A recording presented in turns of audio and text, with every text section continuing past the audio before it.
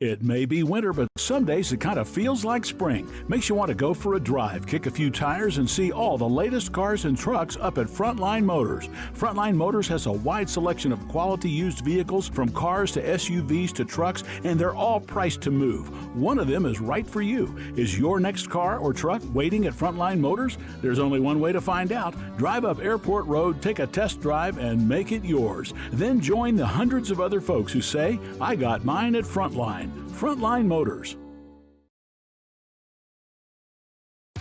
Want access to local news, sports, events, and more?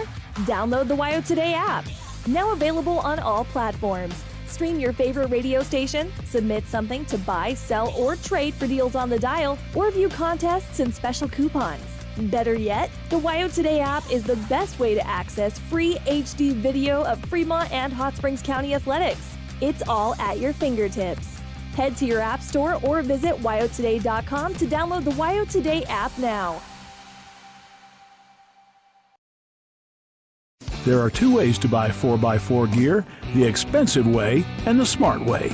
The expensive way is when you buy a new truck or SUV and the dealer sells you the brush guard, the heavy-duty bumpers, the steps, lights, winch, you name it. He rolls it all in with your loan into your monthly payment. But here's the smart way. Shop at Wyoming 4x4, where you get expert advice from Dan, quality gear, professional installation, all for a whole lot less than you'd spend at a car dealer. Wyoming 4x4 on North Federal in Riverton. The smart way to roll.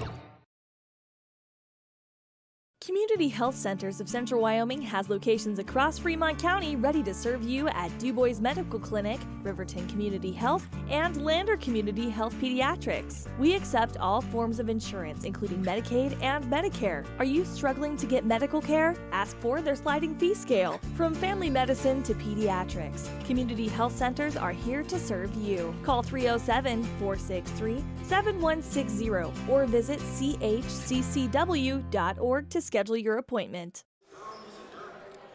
And good evening, Tiger fans. Lander Valley High School basketball is on the air. Tonight, the Lander Valley Lady Tigers and Tigers will be taking on the Pinedale Wranglers from the other side of the Wind River Range. Pinedale comes in wearing green uniforms with orange accents, and the Lander Tigers white uniforms with green numbers and letters and green patches on their trunks. I'm Ernie Elbert. Along today with me is Josh Henninger, and we've got two really excellent basketball games coming up. Josh, this first one should be a dilly. The Lander Valley girls come in at 12-3, and the Pinedale girls from the other quadrant comes in at 14-3. And it's going to be a top five matchup in the Class 3A. The Lady Tigers finally cracked that top five in the rankings. Of course, that's just a little bit of a side deal for these girls and boys in this in the season. I mean, it's something that you always want to talk about. Definitely, the higher up you are, the more anticipation and the more expectations you have. As Cyril Stauffenberg talks later in an interview we had with him, but it's one of those where Pinedale comes in. They're one of the best teams on the Southwest Quadrant, and Tigers come in. They are the best team in Northwest Quadrant. And with regionals only 3 weeks away, it's Northwest versus Southwest up in Powell. So Tigers are looking to run the gauntlet and beat everybody in that Southwest Quadrant. And speaking of Coach Cyril Stauffenberg, Josh had an opportunity to visit with the Lander Valley head basketball coach, and let's, on the Billy pregame show, listen to that right now.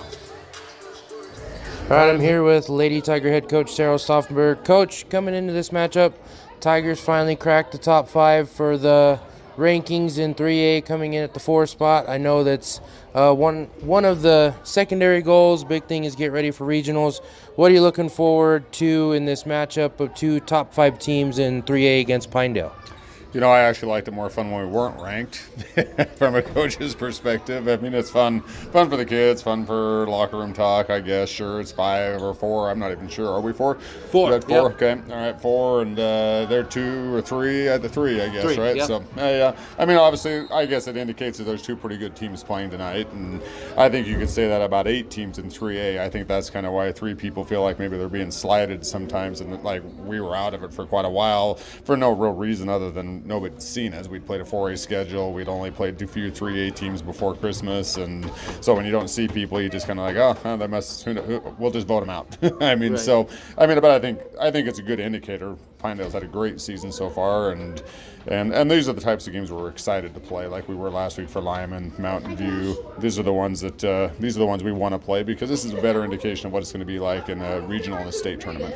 Right, and talking about regionals, you have the Northwest going against the Southwest, and you, like you said, beat Lyman, beat Mountain View, now coming up against Pinedale.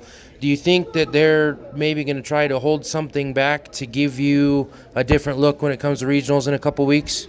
It's pretty tough to do anymore. You used to be able to hide some things when you used to have to drive miles and miles and miles with DVDs and VHS tapes to exchange. But now, I mean, I could watch any game they played just by virtue of getting on the internet. So it's pretty tough to hide a whole lot of what you do. I mean, if you're going to hide it, it probably means you just haven't done it. You've done it in practice more than you've ever done it in a game. And, and I don't really see much. I mean, they're going to run their 1-3-1. They're going to probably come out in their 2-2-1 press. They're going to run their 4 out. They're going to look for 5 and 23 to score all night. I mean, I don't think they can really. So how many different ways can you do that, I guess, is what we have to defend. Sure. And going into this contest, we are in the last few weeks of the regular season before regional comes up. How's the team looking health-wise? It's crazy that we've gone this far. It's like get these 2 games this weekend and 3 quad games and it's over.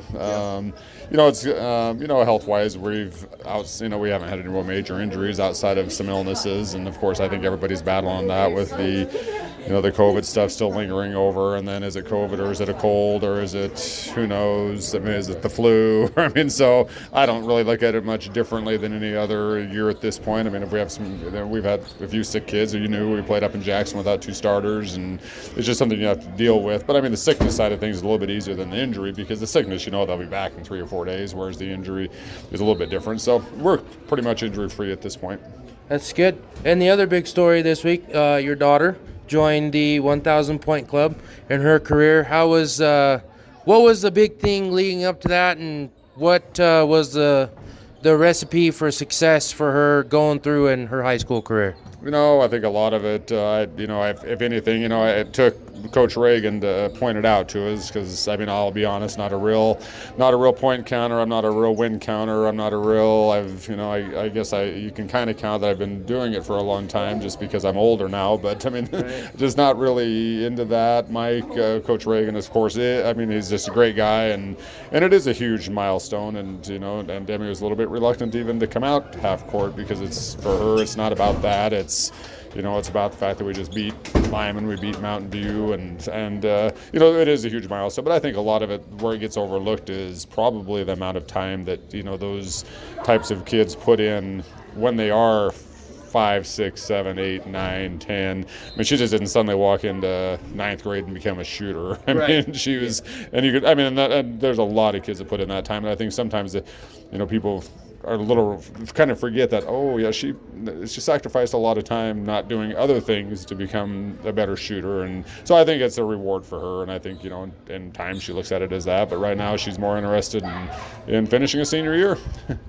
That's a good way to look at it. And with our last few competitions on the schedule, I know over the course of the year the defense has become better, especially with the full court press. What are the things that you're still trying to tweak and work on to get improved and ready when it comes to tournament time? I think defensively we do a good job, especially when we can keep our kids out of foul trouble, because then we can rotate how we want to rotate. And I think the biggest thing is for us is rewarding ourselves with a good defensive possession by not giving up offensive rebounds. We aren't the tallest team. If you line us up with anybody, we are probably outmatched every game we play in terms of height, but we make it a little more difficult to find decent shots, and just because of our defense. But in the end, you have to rebound, otherwise all of that is for naught. I mean, so I think that's probably the biggest thing, and it is a tough one to emphasize. Sure, you can talk about it. Sure, you can try to say you practiced a rebounding drill, but I mean, you either do or you don't. I mean, and at the end of the day, when we do rebound missed shots, we're pretty tough to stop because it also opens up a break for us. All right, Coach, appreciate it. Thanks. Good luck tonight. All right, thanks, Josh. Hi, this is Terry Banker. I'm minister at New Hope Christian Church in Lander, Wyoming. We want to support the kids of this area academically, athletically, and spiritually. Our address is 630 Mount Hope Drive. Come to Sunday school at 9:30 and our worship service at 10:45. High Plains Power is a Touchstone Energy cooperative. What does that mean for you as a Rural Electric Association member? It all comes down to 7 principles: open membership, one voice, one vote, member benefits, independence, education, cooperation, and community. To understand how it all works, we're headed back in time. In 1879, electricity was in major cities, but rural areas were out of luck. In 1935, President FDR made it possible for companies to build power lines to unserved areas. By the time we hit 1941, some 400 electric co-ops had been organized to serve rural America, just like High Plains Power. For more information, visit highplainspower.org. Welcome back to Bob Carey Memorial Fieldhouse. Josh Henninger with you here as we are getting ready for a tip-off between the Pinedale Wranglers and the Lander Lady Tigers. We'll go ahead and get to our Sutherland's starting lineup. Sutherland's your Fremont County home improvement warehouse. We will start with the visiting Pinedale Lady Wranglers. Starting will be number 5, the senior Roxanne Rogers. Along her will be the junior number 14, Sarah Cunard. Another junior starting for the Lady Wranglers, number 20, Kenzie Illaway. And the big-time scorer, the freshman, number 23, Ellen Bowers. She is averaging just over 14 points a game. Roxanne Rogers averaging just over 17 points a game for the Pinedale Lady Wranglers. And starting the senior, number 42, Abigail Hawk. And for your home Lander Valley Tigers, starting will be number 1, sophomore Talene Tendor, number 10, senior Demi Stauffenberg, number 11, senior Ryan Bell, number 15, senior Whitney Hansen, and number 23, junior Megan Winfield. We'll be back with the tip-off between Lady Wranglers and Tigers right after this. Hello, I'm Janice K. Bradley, and I'm here to tell you the miracle that Fremont Therapy did in making it possible for my left hand to ever work again. I went to the orthopedic surgeon with this broken hand, and that's when he told me that I would not bend again. So I was really discouraged. Mitch is the hand specialist, and so he's the one that worked and got me where I could bend my hand. The atmosphere is so friendly and professional, which is a combination you don't always get. For more information, visit FremontTherapyGroup.com. Financial investments are very important, but so are the investments of time, patience, and encouragement our young athletes receive from their coaches, teachers, and mentors. John Shade, your Lander Edward Jones financial advisor, understands this. That's why John Shade is a proud sponsor of Lander Tigers basketball on KFCW. For all of your investment needs, call John Shade at 335-7722 or visit edwardjones.com. Edward Jones, member SIPC. Your car or truck is an investment. When it needs repairs, you need someone you can trust to do the job right. Take it to Gunners Automotive. They repair all makes and models of cars and trucks, from oil changes to brakes, tires, and more. Gunners Automotive, 856-2288. In any sport, athletes face the chance of sustaining an injury. According to the Athletic Training Association, 90% of student athletes reported some sort of sports-related injury. What's more, is 54% report playing while injured. For various reasons, sports-related injuries are increasingly leaving our youth at risk of exposure to opioid-based pain medication. Fremont WhenTheGameSlowsDown.com is here to help navigate monitoring medication, social support, and suggestions on what to do when the game slows down. Brought to you by Fremont County Prevention Program. Ernie Over and Josh Henninger back at Bob Carey Memorial Fieldhouse in Lander, where we're just putting the wrap on the Bailey Enterprises pregame show here. The starting lineups that Josh just announced are being given to the fans here at Lander Valley High School. One of the bigger crowds we've had for a basketball game this year. Maybe it's the snow outside that might be sending some folks inside. And what do you think, Josh? Is it the cold weather or the good matchup tonight between the Lady Tigers and Lady Wranglers? Could be a mixture of both. I mean, like Coach Stauffenberg said, granted that as a coach, you'd rather not have your team be top 5 because it has those expectations. But at the same time, everybody that is here in Tiger Town, they've heard that the girls are doing good. They're one of the top 5 schools in the state when it comes to Class 3A, and it's something you want to see, 2 good teams coming out. And also with the snow being everywhere, not sure what the roads look like outside of town. I checked the pass earlier and it was clean, just to make sure we were going to have a game tonight. So maybe mixture of both, staying in town and just a good matchup between these two squads. Ryan Bell at the center jump circle for the Tigers, and Abigail Hawk for the Wranglers. And Hawk, who towers over Bell, gets the tip, goes to Ellen Bowers. We talked about her in the pregame show. She averages a total of 14 points, as Josh said. Here's a long shot from outside by Pinedale. It's not good. It goes out of bounds, and it will stay with the Wrangler ladies. Pinedale comes into the game with a 14-3 mark and 2-1 in the southwest quadrant. The Lander Tigers in the northwest quadrant are 12-3 and 3-0. And the ball squirts out of bounds during a Pinedale play, and the Lander Valley Lady Tigers will have it. And it's Taylene Tendor comes down. She avoids the half-court trap, across the key, underneath to Whitney to Demi Stauffenberg for 2 points, and that was a nifty little pass there through the lane to give Demi the opportunity for the easy points. Now down court for Pinedale is Roxanne Rogers. She puts up a shot and gets it. She was kind of off balance for that one, Josh, but she made it drop in. Overall, it's still good defense by the Tigers, nice and tight up against the bodies of the Wranglers. Was able to get through a little bit of the contact, muscles it up and in as the Wranglers make the Tigers commit their first turnover of the contest. 7 minutes to go, first period of play. With the ball is Bowers. Bowers drives it around the lane, gives it off to Rogers, who fires a three. Or not Rogers, I'm sorry, Sarah Cunard. And it goes to 5-2 on our WyoToday.com scoreboard. That was a 2. She was on the line. Was that a 2? Yep. All right, we'll give her 4 points instead of 2. Here's Bell on the far side to Stauffenberg outside, back to Bell at the free throw line to Whitfield. Has the ball knocked away from her. Second turnover by the Tigers, laying it up and missing the layup is Rogers. And Bell comes away with the rebound. Long underneath the Tendor. Her shot's off the glass. A little bit too high, not good. Rebound comes down to Cunard. Cunard across the timeline on the left-hand wing, hands it off to Bowers. Bowers fires it in the corner to Cunard for 3. That time Tiger just got caught napping Cunard, who is a great outside shooter, one of the leading three-pointer shooters for the Wranglers. Nobody near her puts in the open 3.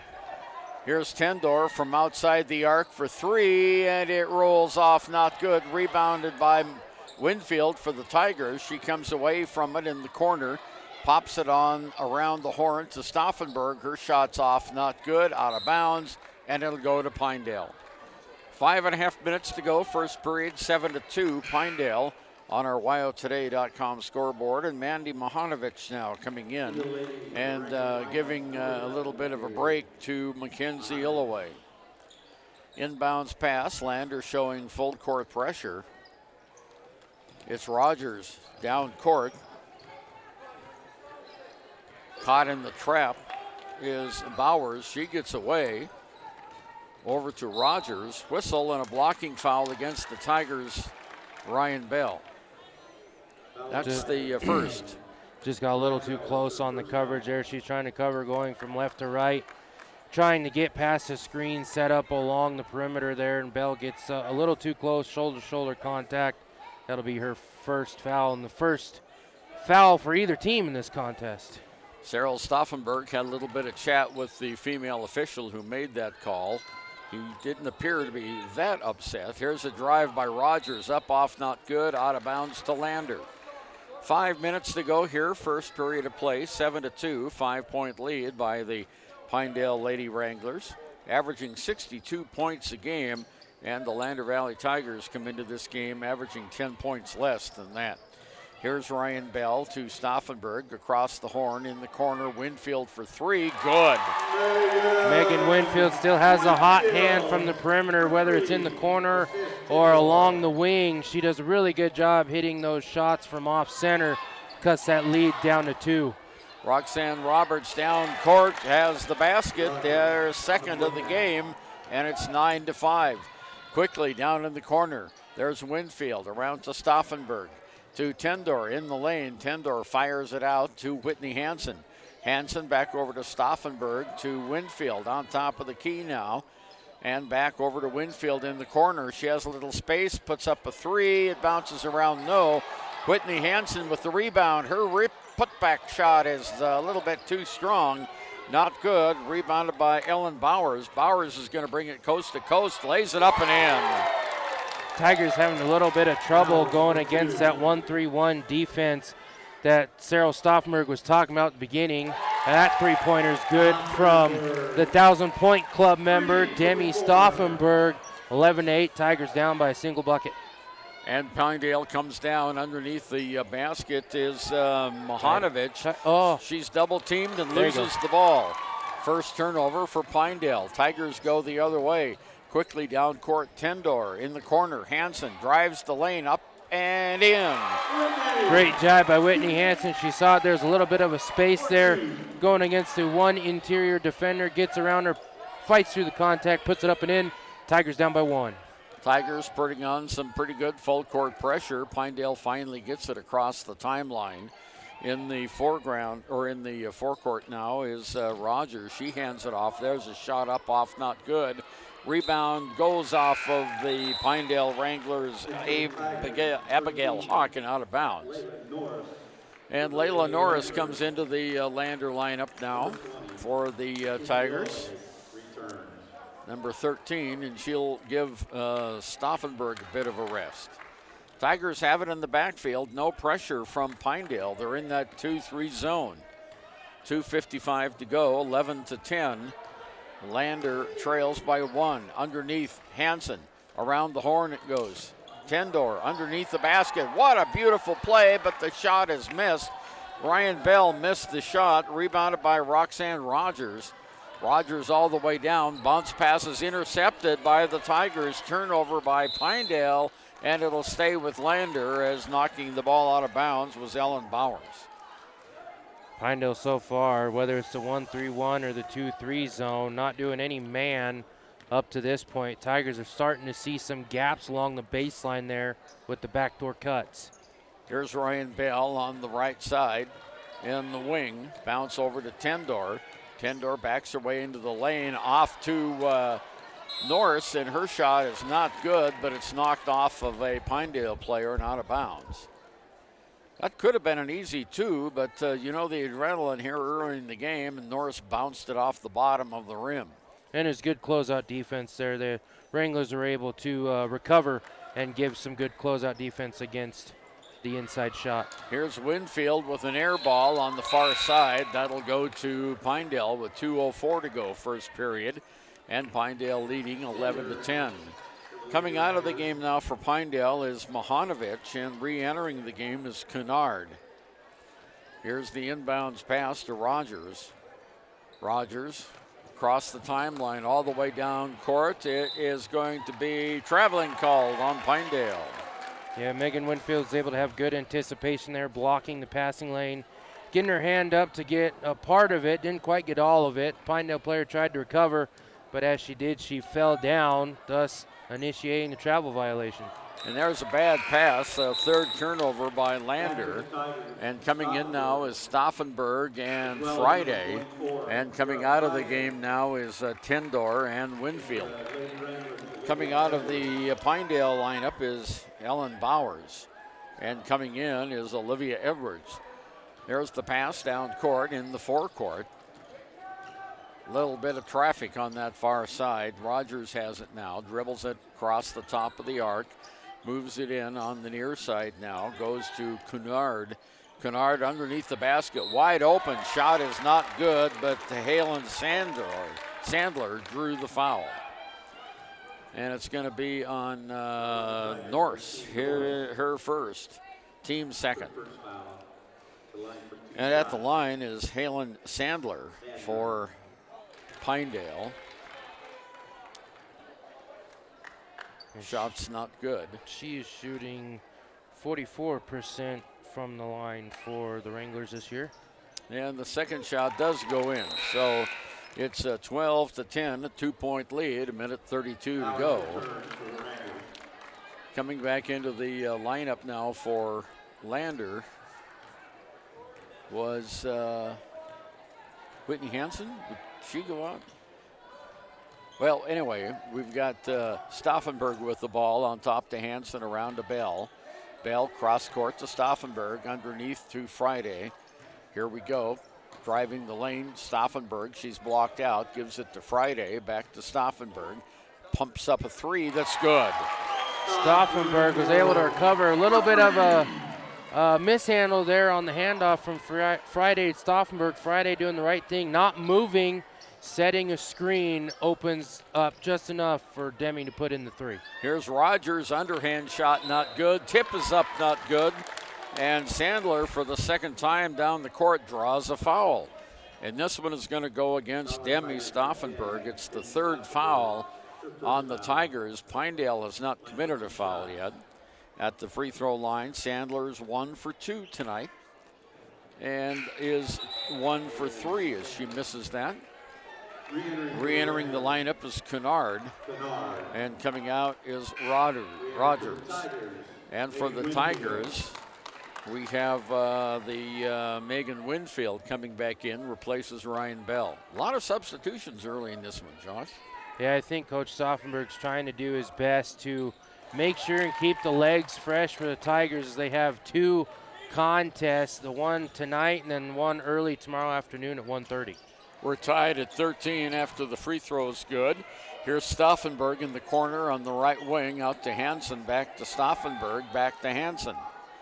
Hansen outside the arc to Stauffenberg. They're playing catch with each other. Now on the far side it goes to Friday, to Winfield. Winfield turns around looking for someone to outlet it to, and it's Stauffenberg. Left wing in the corner, Norse. Norse open for a second underneath the Hansen. Ball is knocked out of bounds. Well, no, it's a foul on Pinedale. Hansen kind of got triple teamed down there, and the personal foul goes against Mackenzie Illoway. That's the first foul tonight against Pinedale. It won't be a shooting foul. Stauffenberg inbounds the pass to Hansen, who had to go high to get it. Here's Winfield for 3. Bounces off the back of the iron. Not good. Rebounded by Cunard. Bounce pass down court to Bowers. Long shot is not good. That's the end of the first period of play, and after 1, we are tied at 13. Back after this. Ever wonder why so many babies are delivered at Hot Springs Health in Thermopolis? Could it be the exceptional prenatal care offered by our providers? Or our convenient family practice clinics located in Thermopolis, Worland, Basin, Shoshone, and Riverton. Maybe it's our new OB suites with large jetted tub, or maybe it's the place where you know you can find all of this and more.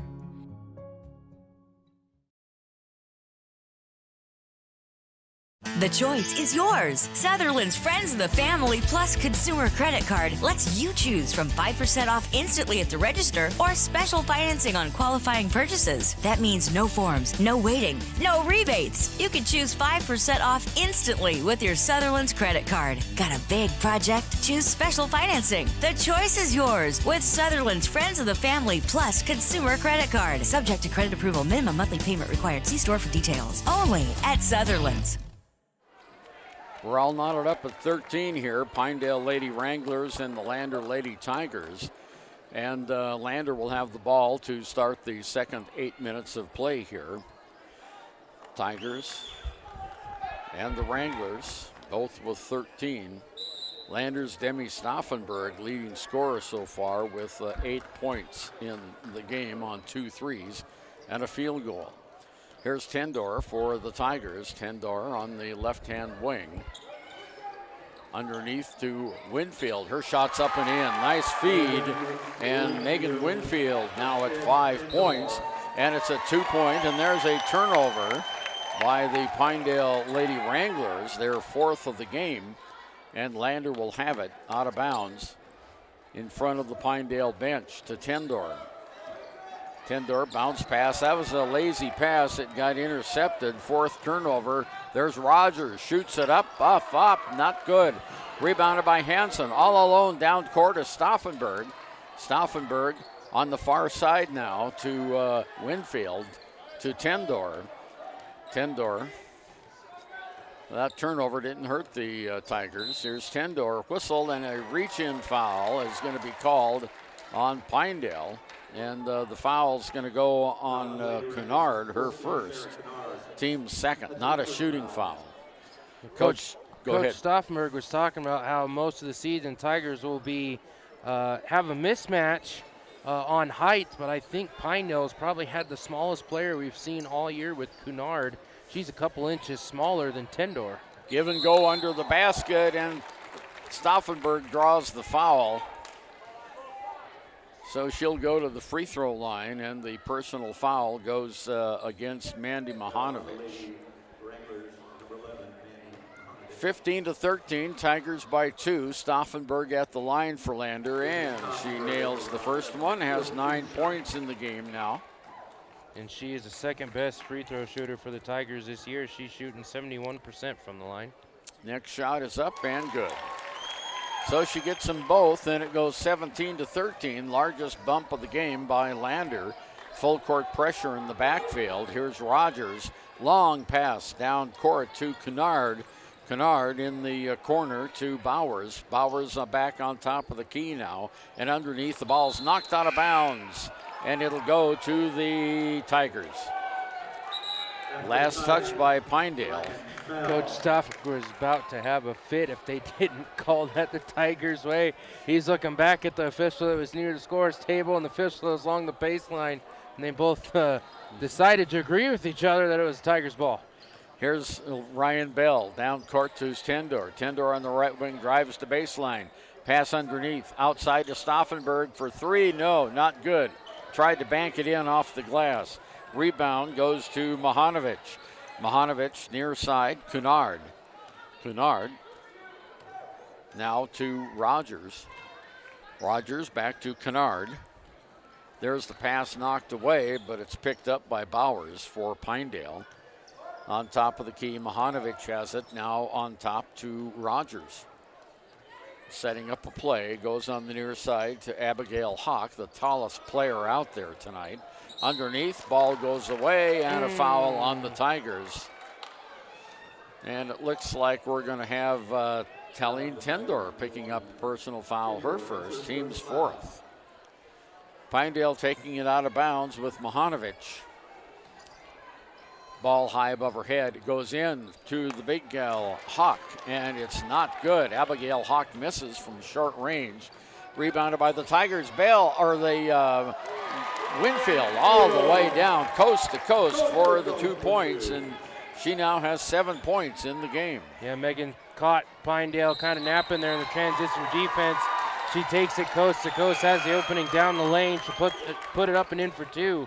Great defensive output there by Stauffenberg as she forces the jump ball, as she saw the Lady Wranglers having a hard time handling that one along the perimeter. Pinedale will inbound it from their side, or from right in front of the student section. And the pass comes in to Kennard on top of the key.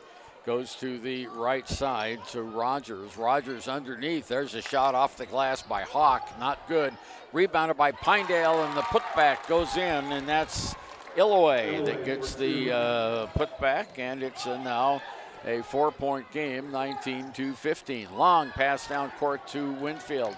Winfield underneath to Stauffenberg for 2, and a nice vision that time by Winfield. Yeah, she had 2 defenders collapse on her on the far side of the key, and Stauffenberg came on the backdoor cut all alone. She puts it up and in for 2. There's a kickball violation on the other side. Pinedale will inbound it from under their own basket. Tigers looking to get a stop and extend that lead to more than 6 points. And it's Rogers inbounds the pass to Illoway. Illoway now to Kennard on top. Rogers for 3. It hits the front of the rim.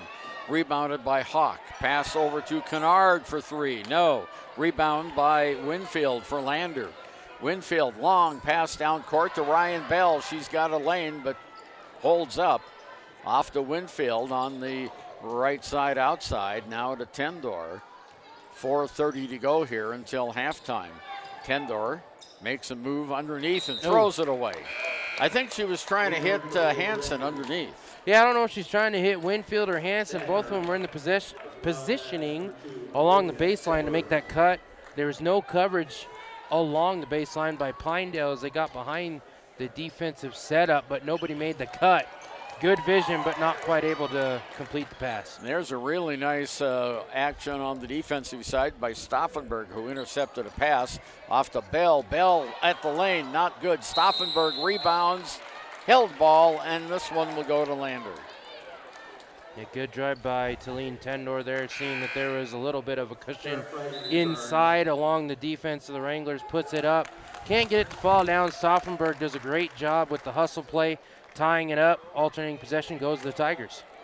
Inbounds to Winfield on top of the key. Kiera Friday has it back to Stauffenberg now, right side outside. Stauffenberg with the dribble on the near side to Hansen, who has it knocked away. Picked up, back to Stauffenberg on the far side outside. She drives the baseline. She's blocked out there to Ryan Bell. Ryan in the middle of the lane, kicks it back to Stauffenberg. Stauffenberg underneath the Bell. Tigers looking for a good shot. Here's Bell. It's got the lane, lays it up and in. Nice patience by Ryan Bell. Tigers did a good job there recognizing it was man defense. After they had a couple opportunities to bring it inside, they all decide to bring it out to perimeter, make it an isolation play. Bell gets past her defender, puts it up and in for 2. Illoway for 3. No, not good. Rebound is going to go to Ryan Bell. Bell has it. Doesn't see Winfield open all alone down court, but she drives in again, stops, kicks it over to Winfield in the lane, turns around, shot is blocked and draws the foul. Nice move there by Winfield, and Bowers got her with the body. The Tigers doing a good job forcing it inside, seeing that the Wranglers are kind of clearing out the paint there. Winfield drawing the contact. She'll go to the line. She's shooting 65%, making 17 out of 26 attempts so far this season. 7 points in the game, now 8 for Megan as the junior hits the basket. 3:08 to go, first half of play, and coming out of the game now is Illoway for Pinedale. Winfield, second free throw, hits the front of the rim. It's on the ground. We have a foul going to be called on Pinedale on the rebound attempt. It's going to go against Roxanne Rogers, her first, team 5th. After only having 4 fouls by either combined in the first quarter, we now have 5 already with 5 minutes through the second quarter. Winfield on the far side, long cross-court pass to Ryan Bell. Bell at the free throw line, across to Friday. On the near side, Tendor. Tendor in the middle of the lane, drives the shot, it's too short. Hits the bottom of the rim. Outlet pass to Kennard. Kennard brings it into the forecourt. Stops, moves to the right-hand side. She drives now. Ball's knocked out of bounds, and it'll go to Lander off Kennard. That was just a good defensive recovery there by the Tigers. Kennard was trying to drive along the far side of the baseline. I believe it was Tendor that kind of got her hand in there, knocked the ball away. It went off Kennard's knee, out of bounds. Turnover Pinedale. Tigers looking to extend this lead double digits. Right now, Tendor has it, dribbling on the right-hand wing. Gives it over to Hansen. Hansen comes down midway on the near side, off to Friday. Back to Hansen. Hansen over to Bell. Bell makes a move to the basket, lays it up and one. Nice drive by Ryan Bell.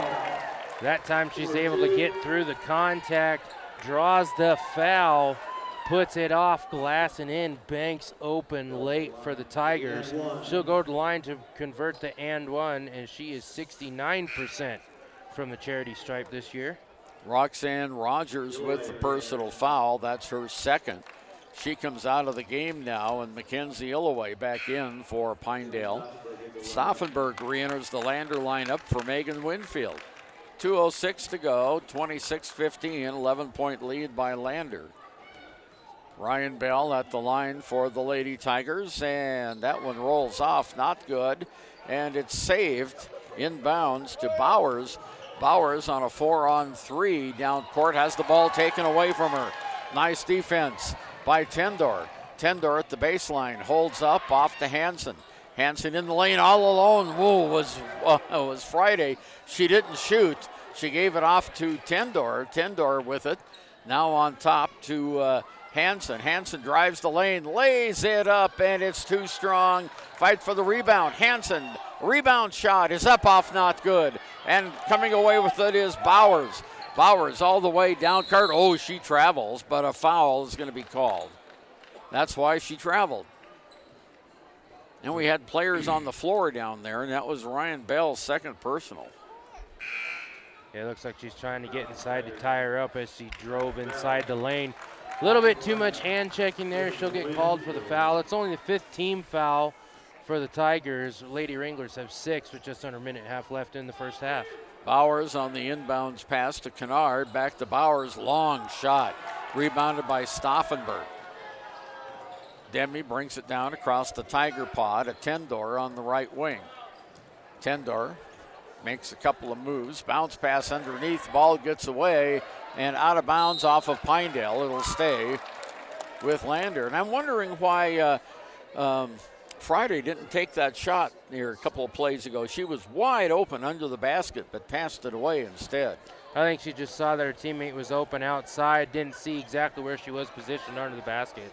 There's Tendor with a shot, and she draws the foul. I was going to the say. third on Illaway unofficially. Yeah, it is. There better be a foul called on that. And Tendor at the line. She hasn't had an opportunity to score in this afternoon's game yet, Josh. Here's the shot. Good.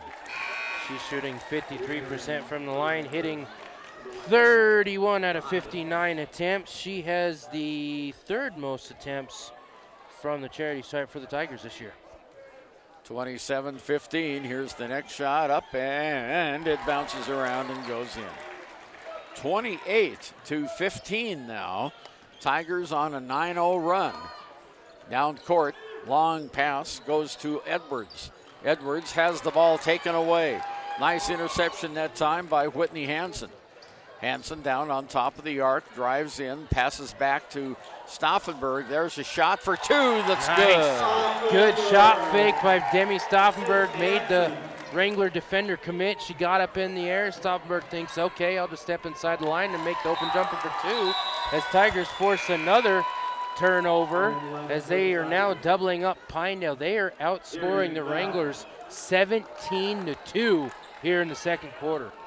30-15 now, as Josh mentioned. We've doubled up Pinedale. And here comes Talene Tendor down court. No, that's not Talene, that's Darian Bell. Darian Bell off to Whitney Hansen. There is Megan Winfield for 3. No. Ball's knocked out of bounds, and it'll go to Pinedale with 15 seconds to go. And I think we have, they're changing the call. He got corrected. He signaled Pinedale, but the female referee that's down on the baseline said, no. That was off of Pinedale. Tigers retain the ball. Here's the inbounds pass to Winfield. Winfield falls down on the play. Picked up, turnover Tigers. Down court with it is Cunard. Cunard under the basket, draws a foul. No, it's not Cunard who draws the foul. It is 31. That is Sandner. Megan Winfield got up, limping a little bit. Looks like she may have had her ankle stepped on and rolled a little bit, which got her down to the court. Looks like she's doing okay now. She's able to walk it off. Foul on Friday, and the ball's knocked out of bounds by Winfield on the inbounds play. 3.7 seconds to go. Lander 30, Pinedale 15. Inbounds pass comes to Bowers. Her shot for three. It's good. Wow. She banks it in right off at the buzzer, and that's the end of the first half of play. Lander has 30, and they haven't changed the score. 18. There they go, yep. 18. And we'll be back. From the wide open spaces to the canyon near you, Wyoming.com is reaching more homes and businesses than ever before. For more than 25 years, we've aimed to provide the best internet and phone service to meet the needs of our customers all across the great state of Wyoming. Now it's getting even better.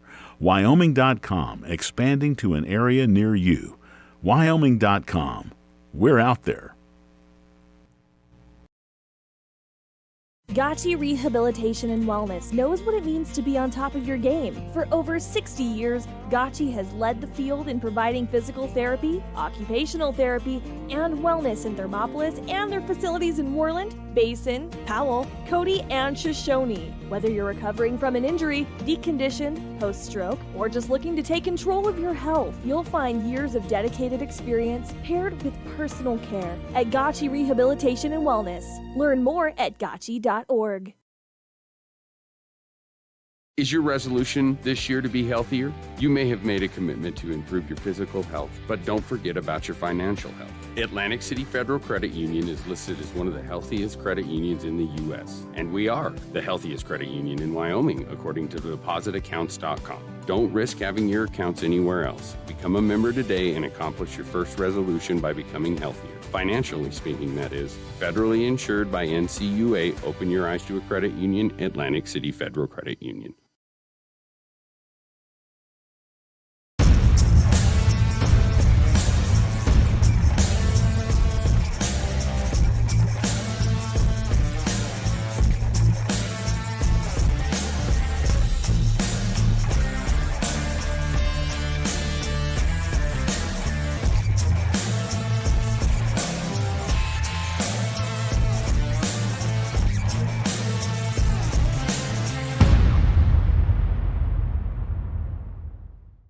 Riverton's Hampton Inn & Suites is proud to sponsor our youth athletics in Fremont County. Fremont County school athletics provide our youth timeless experiences and lessons that can lead to success for life. Setting goals, teamwork, and hard work make young athletes into good citizens. Well, the score was tied at the end of the first period, 13-13, and Lander had a pretty good second quarter. They lead here by 30-18, and it would have been 30-15, but that fabulous last second three off the glass by Ellen Bowers made it a little closer. The Pinedale Wranglers 2 for 4 from the line with 2 trays. Lander 6 of 8 from the line with 3 trays. 6 turnovers for Lander, 9 turnovers for Pinedale. Leading scorer for the Tigers here at halftime is Demi Stauffenberg. She has 2 trays, 3 field goals, 2 for 2 from the line, total of 14 points.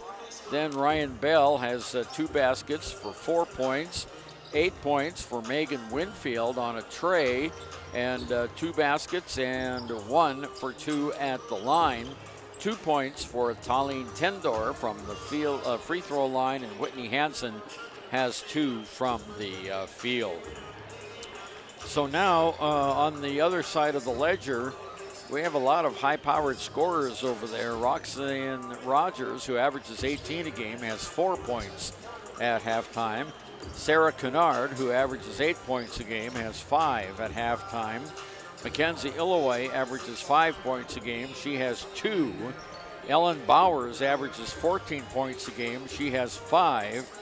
And Hayden Sandler. There's no L in there, is there? Sandner. Sandner, yeah, I've got to get the N. A little bit harder to pronounce with the N instead of the L. Yeah, Sandner has 2 points in the game, and Illoway has 2 points in the contest. Fouls, Mackenzie Illoway has 3 for Pinedale, and Ryan Bell has 2 for Lander. That's the only foul trouble. So 30-18 here at halftime, and the Tigers have been pretty good working around that Pinedale zone. Yeah, it looks like there towards the end of the second quarter, they did switch to a man, although it was a little bit hard to decipher. They originally set up in a 1-3-1 zone where they have one person on the perimeter, 3 in the middle of the lane, and 1 person down low along the baseline. Tigers have a little bit of a hard time going against that.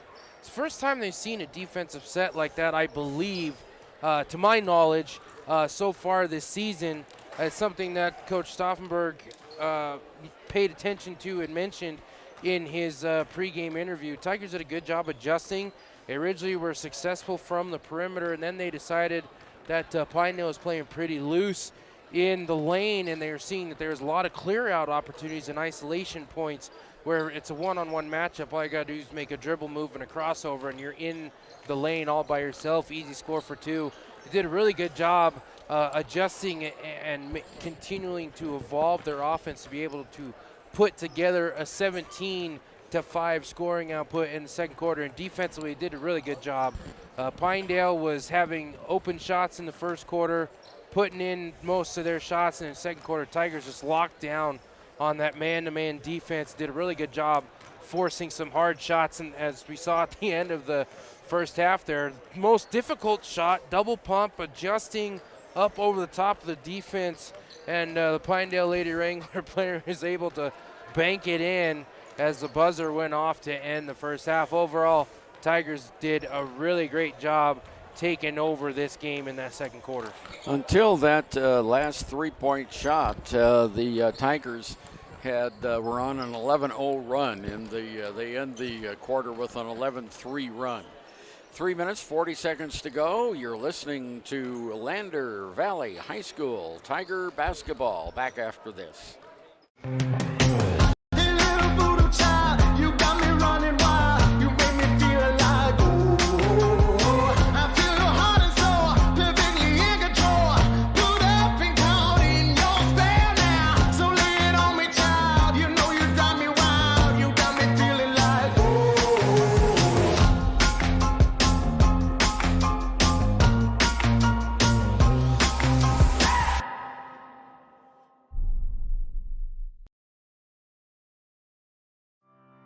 Former University of Wyoming quarterback Josh Allen is worthy of Wyoming.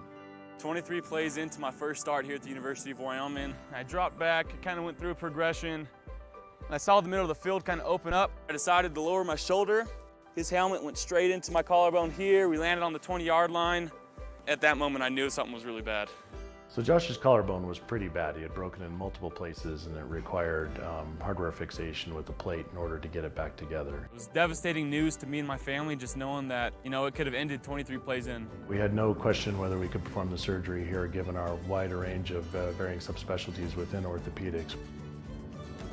I would recommend Premier Bone and Joint Centers. The thing that made me feel really comfortable with them was they made it feel like your own family. I think he'll have no problem performing in the NFL. His rehab and his recovery done very well, and I don't see any restrictions on him whatsoever. They want the best for you, and they won't steer you wrong. Let us show you why we're worthy of Wyoming. Well, last night here in the Bob Carey Memorial Fieldhouse, the Lander Valley Tiger wrestling team retained the Fremont Cup with a big victory over Riverton. 4 of the bouts were decided by forfeit in Lander's favor. Izar Hernandez of Riverton defeated Colby Hall of Lander for one of Riverton's wins. Lyric Gordon defeated Zane Gabriales of Lander for a second win. And Zark Brasser of Riverton defeated Derek Ingwerson of Lander. So only 3 bout victories by Riverton, and the Lander Valley Tigers wrestling team took it to the Wolverines last night here. There's other games going on as Riverton is at Green River. Green River leading at halftime. We have Shoshone at Grable. DuBois is at Tent Sleep, and Wind River is across the mountains over at Big Piney. Tomorrow, Riverton is at Evanston at 1 o'clock. Kemmerer here in Lander. Games start at 3 and 5 and 4:30. Thermopolis is at Tongue River. Rocky Mountain at Shoshone. Big Piney at St. Stephen's. Wyoming Indian at Wind River. That'll be a barn burner there in Pavilion. And Burlington will be at DuBois. 1:30 and 3. Our games are 1:30 and 3 tomorrow. 1:30 and 3. Yep. That's right. We had the time change, didn't we? Yep. Yep, 1:30 and 3. All right. I was looking at the old schedule. Keys of the game, Josh, for the second half? The big thing for the Tigers, just keep up that defensive pressure. You got the Pinedale Lady Wranglers that are second best scoring team in Class 3A, averaging over 62 points a game. Defensively, the Tigers are just about hit that average for Pinedale. They're averaging just over 38 points a game, closer to 39 points a game. Our Lady Wranglers Tigers already have 30 here at halftime, and offensively they've done a really good job finding their open shooters along the perimeter, but also make sure to drive inside and get those point paints. They do have Abigail Hawk that is significantly taller than any of the other Tiger players or any other player on the court for Pinedale, but so far the open looks that she's had inside, Tigers have done a really good job with that closeout defense, forcing her to miss it.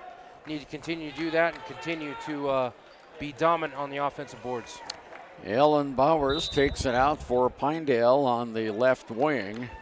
In it goes to Roxanne Rogers, playing with 2 fouls. Rogers makes a move to the left wing over to Bowers.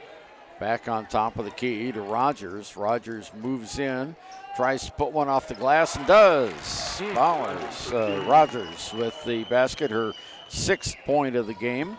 And the first points in a while here since, well, not in a while, since halftime for Pinedale. There's Tendor. Tendor loses the basketball, was dribbling it out in front, and now we have a foul going to be called on the Tigers' Whitney Hansen, her first, trying to get the ball back. So it's a 10-point game, 30-20, 7:28 to go here in the third period. Pinedale to take it out. There's the inbounds pass to Kennard. Goes back to Bowers, back to Kennard. Kennard still in the backcourt. Across the Tiger paw down to Rogers. Underneath, the ball is intercepted. 10th turnover by Pinedale as Demi Stauffenberg got up there and got that. In the corner, Winfield. Winfield over to Whitney Hansen. Near side, Tendor. Tendor has the ball high above her head. Underneath to Hansen in the lane. Kicks it back to Tendor. Tendor drives underneath the basket. Ryan Bell was open, but she missed him with the pass. Turnover, Tigers. Yeah, it was good vision there along the perimeter, seeing that Tendor was cutting inside along the baseline. Unfortunately, the pass led her just a little bit too much. Past her outstretched hands. Turnover, Tigers. Pinedale have the ball, trying to cut the lead single digits. Here's Mahanovic across the key to Bowers. Shots up by Bowers for 3. Oh, that was pretty. I'm going to give her that one. Little side step to her right. Clears the defender who thought she was driving inside. Nice jumper for 3 points. Here's Hansen in the corner, and underneath it goes, and the ball is knocked out of bounds, and they're going to give it to Pinedale. Yeah, Tendor was trying to fight the defense, and she knew as soon as she lost her balance that she had no other option but to step on the boundary. Unfortunate for the Tigers, a good touch pass from Stauffenberg inside Tendor, but defense was just too tight. Here's Cunard, shots up off, not good. Tip is up by Hawk. We talked about her at halftime, and all of a sudden it's a 5-point game, 30-25. And there's a steal on the far side. 9th turnover by Lander. Passes down to Rogers. Rogers at the baseline and draws the foul, going to the basket. And it's going to be against Hansen. Her second personal foul. Second team foul on the Tigers. Inbounds pass comes into Kennard. In the middle to Hawk. Hawk, whistle, traveled. turnover. There you go. Demi Stauffenberg, active hands so far in this game, doing a lot of tie-ups, getting a couple steals, clogging up those passing lanes. That time, tight defense made the Pinedale Wrangler pick up the ball and travel with it.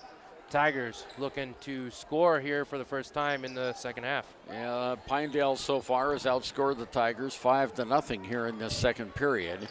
Here's the handoff to Ryan Bell, back to Hansen in the corner. Hansen cross court to Stauffenberg. Stauffenberg holding it there for a while on the right wing. Now on top to Hansen, around the horn to Winfield on the near corner. Winfield back over to Hansen. Hansen maneuvers in the corner, looking for help. Gives it off to Tendor. Tendor didn't shoot, underneath to Hansen, alone, and she's hammered underneath the basket. Hansen, she'll go to the line. Sorry about that, Ernie. Hansen did a great job there, noticing that Tendor is kind of caught up in the corner. A little bit of a double team trap. She decides to leak along the backside behind the defenders. Good little touch pass over the top by Tendor. Hansen had the opening there, and she's hacked. She'll go to the line for 2, and she is shooting. So that's Pinedale stats. I need Landers. There we go, 73%. She's the best free throw shooter for the Tigers so far this year. And she missed her first one. Let's see what the second one will do. And this one, no, not good. Both of them were too strong, missed both. Hawk high for the rebound, knocked out of bounds by Hansen. And the Wranglers will have it out with Mahanovic. Lander falls back at half-court defense, pulls off the full-court pressure. Rogers brings it down, the senior. Off it goes to Mahanovic. Underneath to Hawk. Her shot's up, not good. Rebound by Stauffenberg. Off to Bell. Ryan Bell down to Hansen. Or Stauffenberg, I'm sorry. In the corner, goes to Winfield, now to Tendor. Tendor dribbles to the right side. Off to Hansen. She doesn't take the shots and travels. Oh, boy. Dang it. She kind of lost track of which one was her pivot foot, trying to find somebody to go to, maybe panicked a little bit, trying to get rid of the ball, and she took her pivot foot, took a step to her right before she made the pass. That'll be the 10th turnover for the Tigers. We have 4.5 minutes to go. Lander hasn't scored yet in the second half. Here's Roxanne Rogers on top of the key for Pinedale. Over to Cunard. Around the horn to Rogers. Rogers moves it across the key, gives it over to Bowers. Bowers in the corner now, driving the baseline. Shots blocked. Beautiful block that time by Stauffenberg off to Winfield. Winfield all the way down, stops in the lane, puts the shot up, and double dribbles. It will not count. Yeah, she's trying to get the post move there, spin inside where there's an opening, and unfortunately as she did that, switched her dribble hand. That'll be double dribble. Unfortunate, that would have been the first points on the board in the third quarter for the Tigers. Down court, Rogers, and she draws the foul. Picking up the personal for the Lander Tigers is Stauffenberg, her second. Oh, we've played over half of the second quarter. Lander hasn't scored yet, and now Roxanne Rogers at the free throw line and cans it. So that's a 6-0 run to start the third quarter by Pinedale. Coming back in is Mackenzie Illoway. Illoway for Hawk. And also coming out of the game is Mahanovic. And coming in is Sandner. Second free throw coming up, and this one's good. 7-0 run here to start the period, and it's now a 3-point game. Tigers led by 10 at halftime. Here's Bell, drives it all the way into the paint and then backs it all the way back out now. On the right side outside, calling directions. She moves to the left. Stauffenberg launches a three. No, it's too long. Rebound by Hansen. Hansen has it in the corner, knocked away from her. Turnover Tigers. And now 3:19 to go. In the corner on the near side, Bowers can't shoot. Gives it off to Kennard. Whistle, double dribble, turnover. 12th turnover by Pinedale. 3:11 to go. Tigers need to get something in the basket here, Josh. Yeah, they led at halftime 30-18, and coming out of halftime, Pinedale's put 9 points up on the board, cutting that double-digit lead down to 1 basket. In the corner, Tendor on top to Ryan Bell, to Winfield, to Tendor. Tendor launches a tray. It's no good. Rebound, good. Stauffenberg, and the streak has been broken. 16th points by Demi, and it's now 32-27, 5-point lead. 2:40 to go. On top is Roxanne Rogers. Rogers behind her back to Kennard. Kennard underneath, ball's knocked away. Turnover. Nice move by Talene Tendor. Tendor all the way down under the basket, lays it up and draws the foul. That's a good power move by Talene Tendor. She saw that her defensive player was starting to open her hips a little too soon. She had the positioning to get around the corner to drive inside along the baseline. She puts up the attempt, draws the contact. She'll go to the line for 2. She's shooting 53% from the line this year. And tonight she's 3 for 3, and it goes 33-27.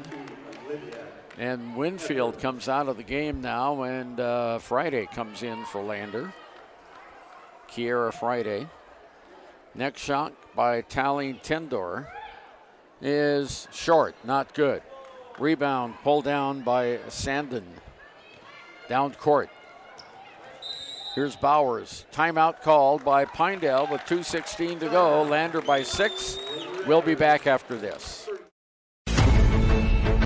Nowadays, cocktails to go are common in many establishments. The U.S. Department of Transportation's National Highway Traffic Safety Administration wants to remind drivers that, although alcohol is more mobile, it's always dangerous and illegal to drink and drive. In 2021, 8 Fremont County highway fatalities were related to drinking and driving, and there were 56 alcohol-related crashes. With the big game coming up on February 13th, the Fremont County DUI Task Force will be looking for drunk drivers. If you're caught drinking and driving, you will face jail time. Imagine trying to explain that to your family and friends or your place of employment. Welcome back to Bob Carey Memorial Fieldhouse. Josh Henninger, Ernie over with you as we are in the middle of a matchup between the Pinedale Lady Wranglers and the Lander Lady Tigers. Megan Winfield with 8 points so far in the contest. That makes her eclipse the 200-point mark for the Tigers, the first player to do so this season. Wranglers have 2 players that have over 200 points so far. Nice block on the play by Stauffenberg. Here's Ryan as Lander has the ball again. Hansen to Tendor in the corner. Ryan Bell for 3. It's not good. Rebound knocked to the floor, picked up by Pinedale's. Rogers, long pass down court, out of bounds, and it'll go back to the Tigers. 15th turnover by Pinedale in the game. Minute 47 to go, third period. Lander 33, Pinedale 27. After Lander had a big lead at halftime, 30-18. Here's Tendor down court, across the timeline. Moves on top of the arc. Behind her back, pass to Hansen. Hansen has a lane, lays it up and good, and 1. Nice dribble drive by Whitney Hansen for her 4th point of the game. Just another chance for Tigers. They saw that Pinedale cleared out the key. There's nobody inside the block, either the high block or the low block defensively.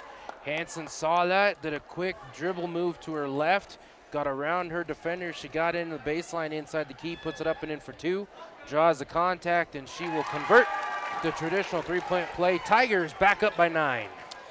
And with 4 fouls in the game now, Mackenzie Illoway comes out for Pinedale. Here's the drive by Bowers, off, not good. Rebounded by Tendor.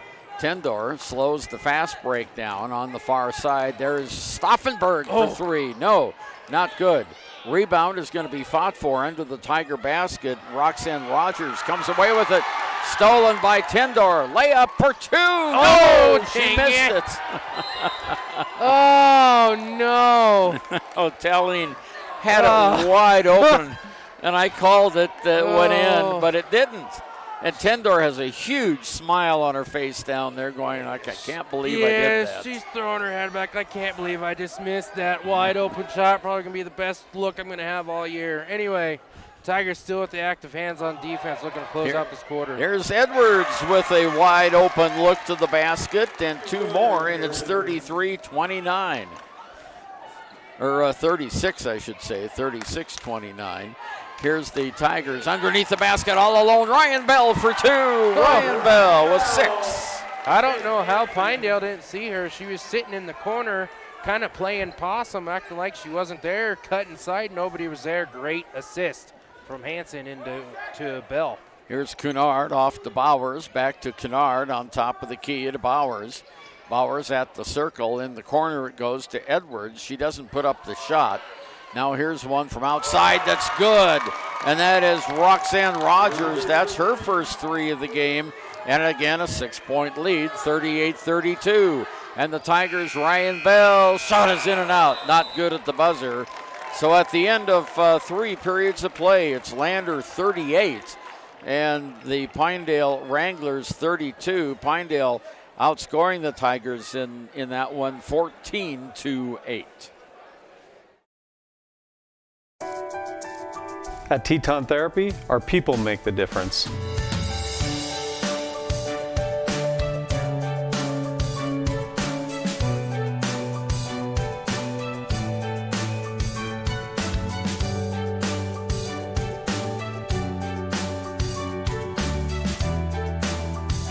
You can live pain-free. The amazing staff at Teton Therapy can help in Lander and Riverton. Well, we have 8 minutes to go in this game from Bob Carey Memorial Fieldhouse. Lander leads at 38-32. So far, Demi Stauffenberg, the big gun for the Tigers, with 16 points. And on the other side, we've got 11 points by Roxanne Rogers. She averages 18 a game. And Sarah Kennard has a total of 5 points in the game. She averages 8. 2 points for Mackenzie Illoway. And down court, Ellen Bowers has 8 points. She averages 14 a game. And 2 points for Hawk and 2 points for Sandin. Okay, Lander will have the ball to start the final 8 minutes of play. It's Whitney Hansen on the far side outside into Tendor. Tendor dribbles it down, far side outside. Backs her way around, drives it up, shoots, and no good. Rebound on the floor. Pinedale's going to come away with it. Roxanne Rogers. She brings it all the way down, stops over on the near side to Kennard. Kennard makes a move to her right side, tries to drive the baseline, blocked out there to Rogers. There's a long one from on top by Edwards. No. Rebounded by Winfield. Tigers back the other way, going right to left. Winfield backs her way in and lost the basketball. Down court, there's a long pass to Bowers. Bowers underneath the basket, has it knocked away by Friday. Nice defense by Kiara Friday, and the Pinedale Wranglers will have it. And back into the ball game comes Stauffenberg for Lander for Kiara Friday, who just made that good defensive play. Bowers to take it out, and the ball's knocked out by Winfield. Nice hands by Megan. Yeah, Tigers still, one of the big things that they've had defensively is they are great on anticipation and clogging up those passing lanes. Yeah, a lot of the time it ends up in a tip out and the team still has the ball, but still it's those active hands and clogging those passing lanes that will produce those turnovers. There's a 3-ball by Kennard, and she now has 8 points in the game, and it's a 3-point game, 38-35. Here's Ryan Bell, drives the baseline off the glass and in, a nice dribble drive. She now has 8 points, and it's 40-35, Lander. Great little crossover move. Bell saw that she had the one-on-one against Livia Edwards, crosses over to her left, drives inside, gets the 2. And there's the rebound, goes to Lander after the Bowers miss. Underneath, Hansen for 2. Whitney Hansen. Great vision on the outlet pass. Whitney Hansen had a couple steps on defender at cross court, led the pass perfectly, didn't even have to break her stride. Big score for the Tigers on the fast break. Far side outside, Kennard has it, puts up a shot. Nice. No, and she is Let's fouled. Go. Megan Winfield with the big block out of bounds. But they called her for the foul. It looked clean. I'm going to say it's clean. Winfield's first personal foul of the game, and that puts Kennard at the line. She has 8 points, her first free throw, and it's good. She averages 8 points a game, and she is now at 9, above her average. And the tallest player on the Lady Wranglers team comes back in, Abigail Hawk. There's the next shot, so it gets them both, and it's 42-37, 5-point lead by Lander. 6 minutes to go in the game. Long pass down court to Stauffenberg on the left wing. Stauffenberg backed her way in. Bounce pass underneath to Hansen. Oh, and the shot is missed. Too strong. Ball is being fought for. We have a timeout called by Pinedale. 5:50 to go. Lander 42, Pinedale 37.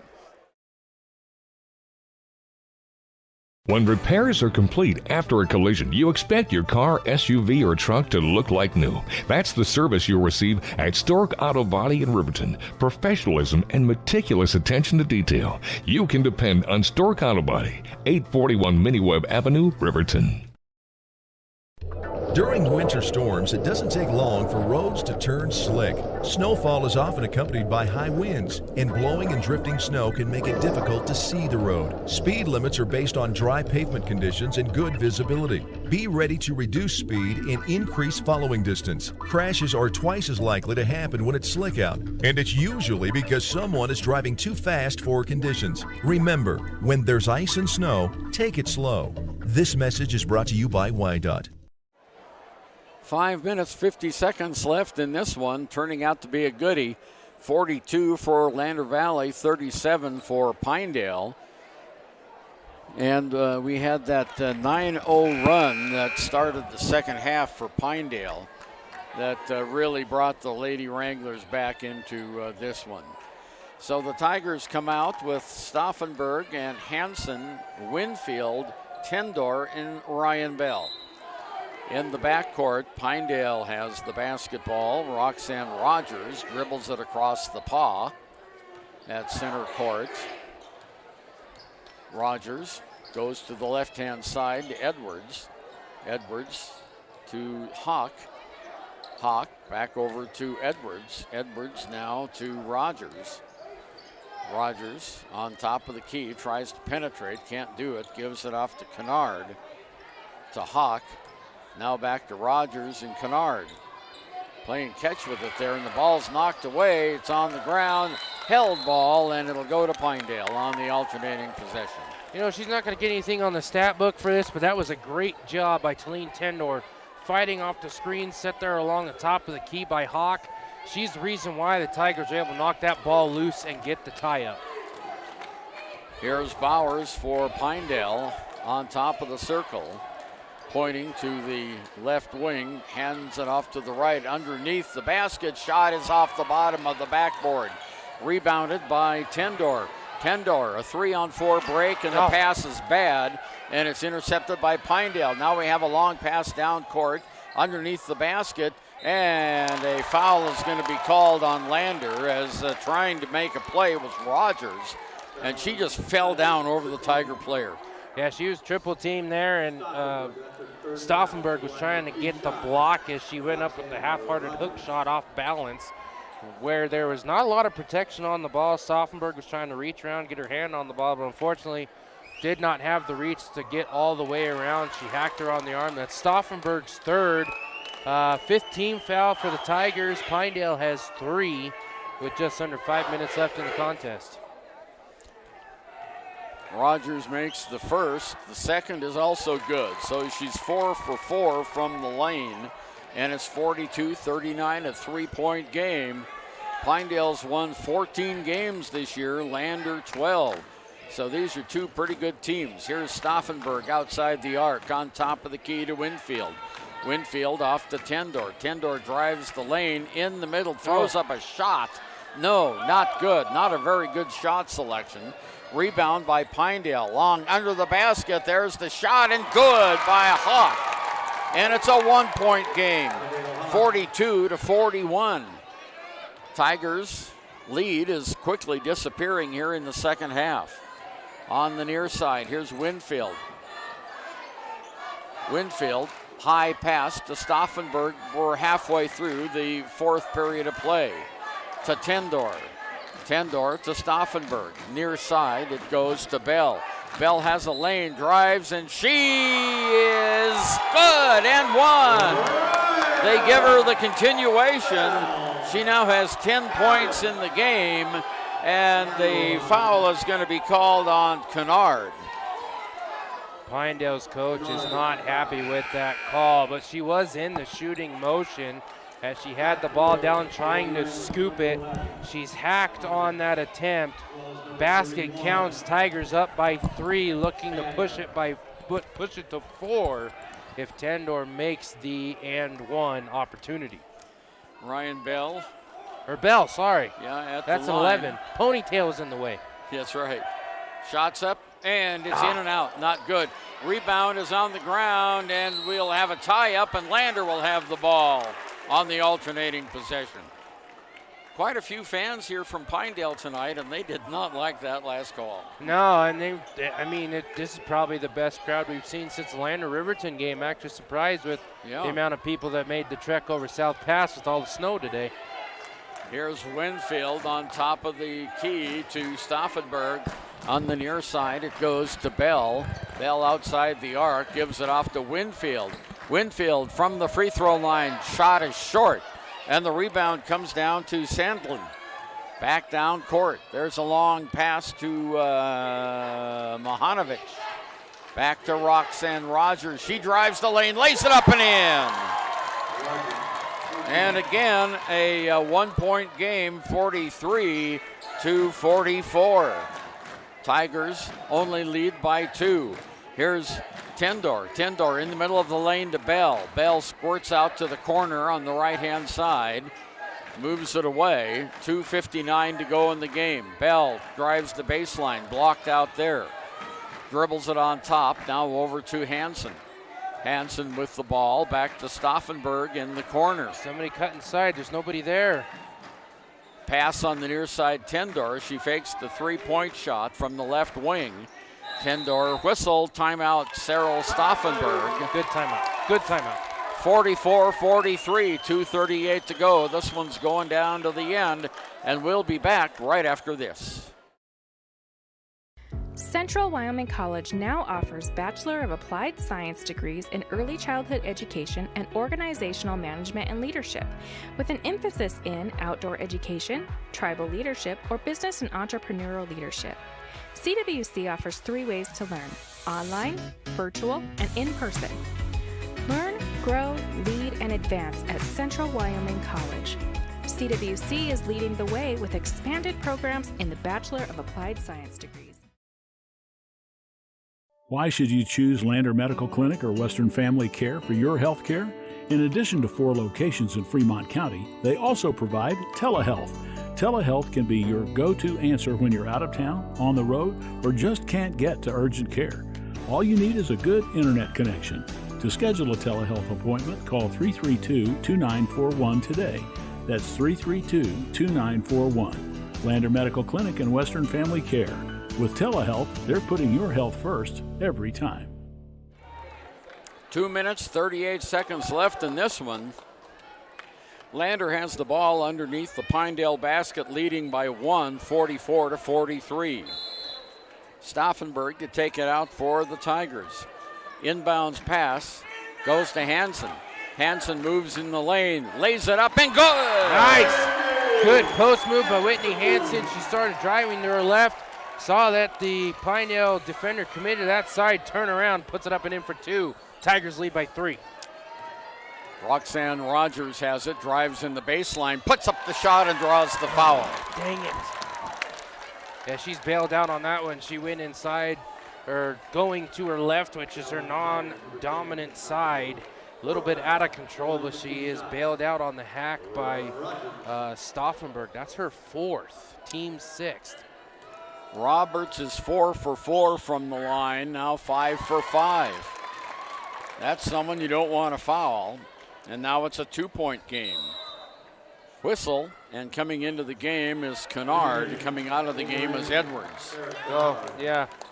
She's definitely not one you want to foul. Get this, Ernie. Shooting 84% from the line, 70 out of 83 attempts. Well, she got that one. She is now 6 for 6 from the line, and again, it's a 1-point game. Lander 46, Pinedale 45, 2:12 to go in the game. Here's Tendor on the far side outside for the Tigers. She moves into the paint, dribbles, moves it back out to Hansen. Under 2 minutes to go now. Hansen off to Tendor. Cut inside, there you go. Oh, the ball gets away. They had the opening there for a second. Tendor has it back, 1:48 to go. On top of the key now, or on the left side, is Ryan Bell. Back off to Hansen. 1:39 to go. Lander by 1. There's Ryan Bell. Bell moves it back out across the key. Goes to Tendor. Tendor dribbling the ball off to Hansen. Hansen to Ryan Bell. Bell to Stauffenberg in the corner. She looked like she wanted to shoot. Go. And on the near side, underneath, Hansen all alone for 2. Yeah! Nice play. Stauffenberg was cutting inside.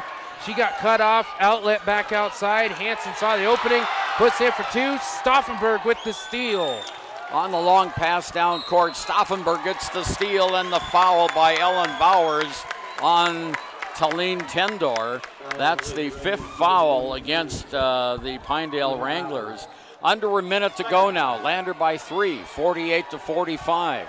Hansen to take it out of bounds. Crowd on their feet here at the Bob Carey Memorial Fieldhouse, and Stauffenberg calls timeout because Hansen couldn't get it in. Yet Pinedale was doing a really good job with that defensive set. It was man-to-man coverage. Everybody was covered up tight. Right now, 57 seconds left. Tigers do not have a foul to give. The next one they commit will put Pinedale to the line. Pinedale with 5 team fouls. They can foul one more time without putting the Tigers in the 1-1 bonus. After that, any foul they commit will put the Tigers to the line at least for 1. We're coming down the nitty-gritty in this one. Tigers in another close one, 3-point game. 57 seconds to go in this contest. 30-second timeout, and it's ending. Pinedale comes out. Lander comes out. Let's see what Cyril Stauffenberg had designed on the far side. Whitney Hansen could not get it in on the far side outside, and that's why Stauffenberg called timeout. Tigers go into their inbounds play. And there's the pass to Bell. Bell has got a lane, lays it up. Oh, it's too short. Underneath the basket, rebounded by Bowers. Bowers on the far side outside, double team. Gives it off to Rogers. Rogers is fouled, and that'll be 1 and bonus. Personal foul against Lander. And it goes against Whitney Hansen, her 3rd. And guess who's at the line? Roxanne Rogers is 6 for 6. Not Wrong. the person you want to put to the line when you're in a one-possession game. And she gets it. And it's 48 to 46. Ms. Automatic here. If she gets this one, it'll be a 1-point game. 45 seconds to go. Shot's good. And a timeout is called by Pinedale. 48 to 47. Free throws have made all the difference in this period, Josh. Pinedale has 2, 4, 6, 8 points off free throws. And one person you don't want to foul and put to the line. We mentioned it time and time again so far in the 4th quarter. Roxanne Rogers with 84% free throw percentage for the Pinedale Wranglers on the season. It's not like she has minimal attempts. She said before this contest, 83 attempts from line, making 70 of them. I believe she is one of, if not the top free throw Riverton Vision Center offers comprehensive eye health exams, highly trained staff, and a large selection of fashion eyewear and sunglasses. Dr. Frazier, Dr. Hinkle, Dr. Ballard, and Dr. Davis offer over 70 years of experience. Call Riverton Vision Center at 856-9451 to schedule an appointment today. As I was saying, accidentally hit the button there to go to the ads. Roxanne Rogers, the #1 free throw shooter in the state in 3A at least, maybe even the state period, at least with the amount of attempts and conversion percentage. Tigers with the lead, 1 point with possession. Wranglers can foul without sending the Tigers to the line. And it's Megan Winfield to take the ball out for the Tigers. There's a long pass down court to Hansen. Hansen was too long. Pinedale can take the lead. 40 seconds to go in the game. Pinedale can win it if they hold off for the last shot. Underneath the basket, the ball's taken away by the Tigers. Coming away with it is Tendor, and she is fouled. Tendor is fouled, and that will be the 6th foul on Pinedale. And the personal goes against Rogers, her 3rd. Well, that was great defense, Josh.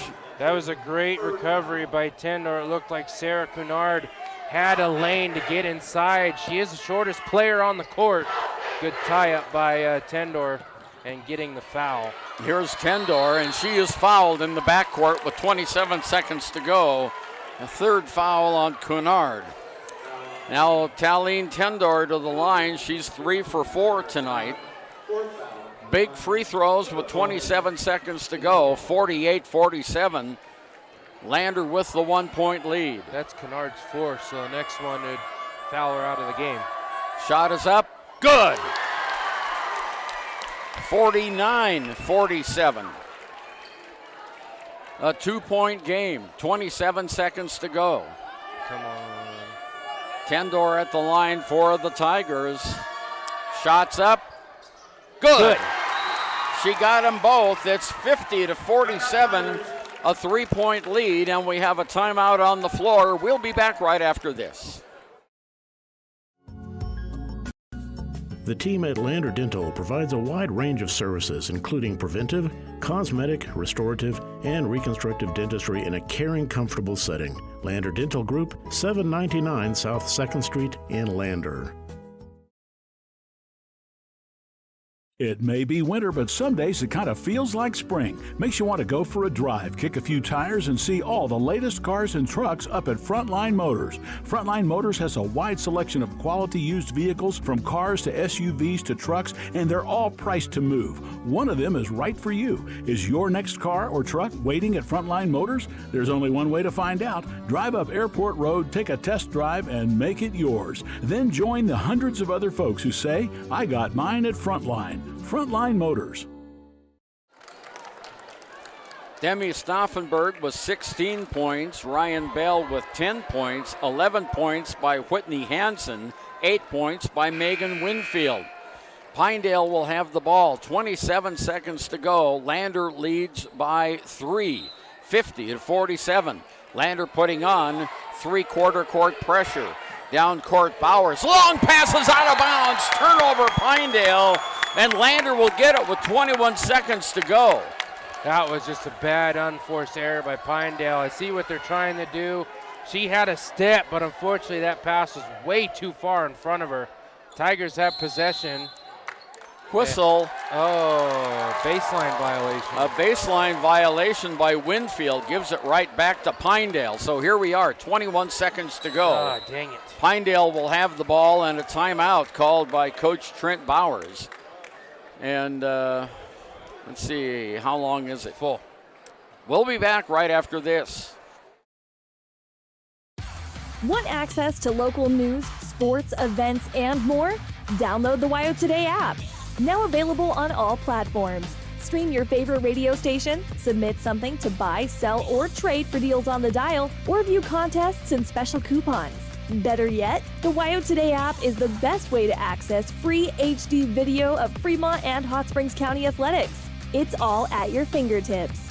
Head to your app store or visit WyoToday.com to download the WyoToday app now. There are two ways to buy 4x4 gear, the expensive way and the smart way. The expensive way is when you buy a new truck or SUV and the dealer sells you the brush guard, the heavy-duty bumpers, the steps, lights, winch, you name it. He rolls it all in with your loan into your monthly payment. But here's the smart way. Shop at Wyoming 4x4, where you get expert advice from Dan, quality gear, professional installation, all for a whole lot less than you'd spend at a car dealer. Wyoming 4x4 on North Federal in Riverton. The smart way to roll. Sandler to take it out, or Sandner to take it out. Inbounds pass to Rogers. Rogers in the corner, outside. 15 seconds to go. She collides on the near side. Gives it off to Mahanovic, out of bounds, and it will go to Pinedale. No. She touched it on the baseline. How is that not Tiger ball? 11 seconds to go. Lander by 3. Whistle and a timeout by Coach Cyril Stauffenberg. And it'll be a 30. We'll keep it right here. 50-47, 11.8 seconds to go. You know that call is missed when even the Pinedale fans are like, ooh, we got away with that one. That's right, yeah. Stauffenberg was hot. Everybody in the student section thought that the Pinedale player traveled when she ran into her own teammate, and then that side, Pinedale player clearly touched it while her foot and the ball were on the baseline. But the the ref didn't see that, even though everybody else in the gym did. Well, you know, this has been a pretty clean officiated game. Yeah, it has. I'm not going to say anything against the officials. That would be the only call we've had an issue with. They've done a very nice job here today. Definitely the best crew we've had this year. Okay. 50-47, 11.8 seconds to go. And I will say this is probably the most boisterous the Lander student section has been all year this year. Here's the inbounds pass, goes to Kennard. 9 seconds to go. Kennard on top to Rogers. Whistle and a timeout by Pinedale with 6 seconds to go.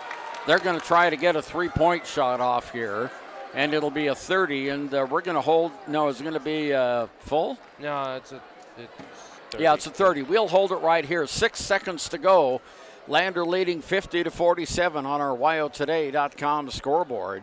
Very exciting game. Nice crowd on hand here tonight, too, at both balconies are about three-quarters full, and the bottom sections here are pretty much full, except for one section that's open. Yep. Yeah, and it's a good crowd, and the Lander students have gotten into this one, along with the parents. And the fans. The Lady Tigers on an 11-game winning streak, and they are also undefeated here at home. 5-0 at home. They're looking to keep that streak alive. Tigers, big thing defensively. Don't leave your perimeter player open, but also do not foul on the three-point attempt. Have good closeout defense, but don't get into them. Here's Kennard to take it in. Kennard looks into Rogers. Rogers puts up a shot, and he's fouled. A three-point shot. No, you don't want to do that to Rogers. This could tie the game with 4 seconds to go.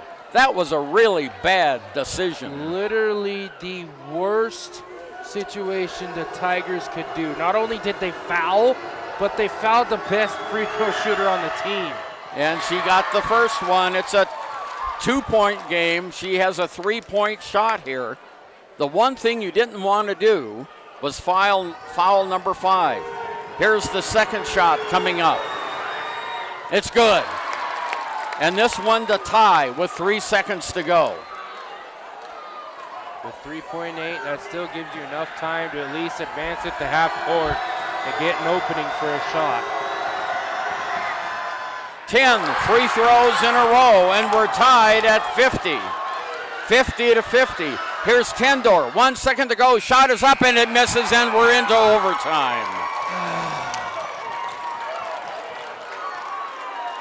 Well, the Tigers had their chances to win this outright, Josh, but it just didn't work out, and they kept fouling number 5, Rogers. Rogers has 2, 4, 6, 8, 10, 11 straight free throws in this game. Yeah, and that was all the difference. And one of those, it was just kind of a scramble, Gerald, on the inbound play. They pass it off to Rogers. She was trying to put up the shot, albeit a little too soon, but unfortunately there was 3 Tigers all within the vicinity around her. 2 of them got super close. They bumped her on the 3-point attempt, and like we mentioned, 11 for 11 from the line and 84% on the year. The absolute last person you want to put at the line when it was free throws to tie it.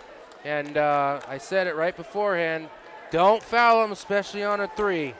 Broadcaster's curse, batting 1,000, strikes again. Okay, here we go, overtime. Let's see, Whitney has 7, 9, 11 points, and Megan Winfield. Megan has not scored since the second quarter, and we'll have a jump. Sandner in the center jump circle against Bell. Ernie. No. Tigers have their starting 5 on the court. I believe Pinedale does as well. There's the tip, and it goes to Hansen. Hansen underneath. Megan, she misses the layup. She gets the rebound.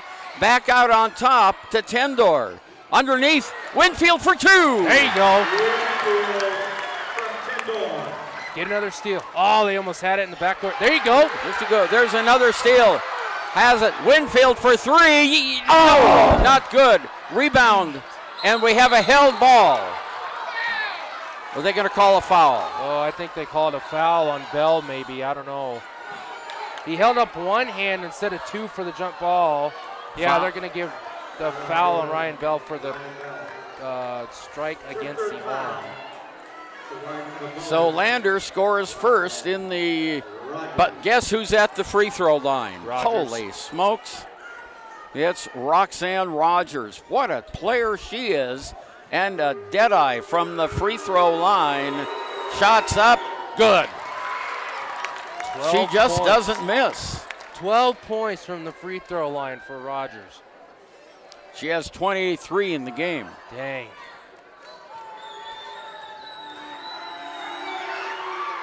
Got it. We're tied at 52.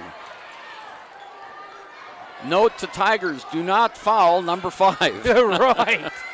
Okay, here's Tendor on the outside. Far side outside. Across the circle to Hansen. She's fouled as she goes to the basket. Again, Pinedale, clear out. They're all outside the lane. Hansen sees that. She drives inside. Everybody collapses. Had she not put that shot up, Demi Stauffenberg was leaking on the backside behind the defense, was about to make the baseline cut for 2. Hansen draws the contact. She'll make the first one. Tigers up by 1. And the person who fouled was Rogers. She has 4 in the game. Oh, foul her out, please. 3:19 to go in overtime. Lander 53, and there is the ball. It's off, not good. Rebounded and a whistle, and we have a foul on Tendor. Wow. That is the 3rd foul on Tendor. And who's going to go to the line?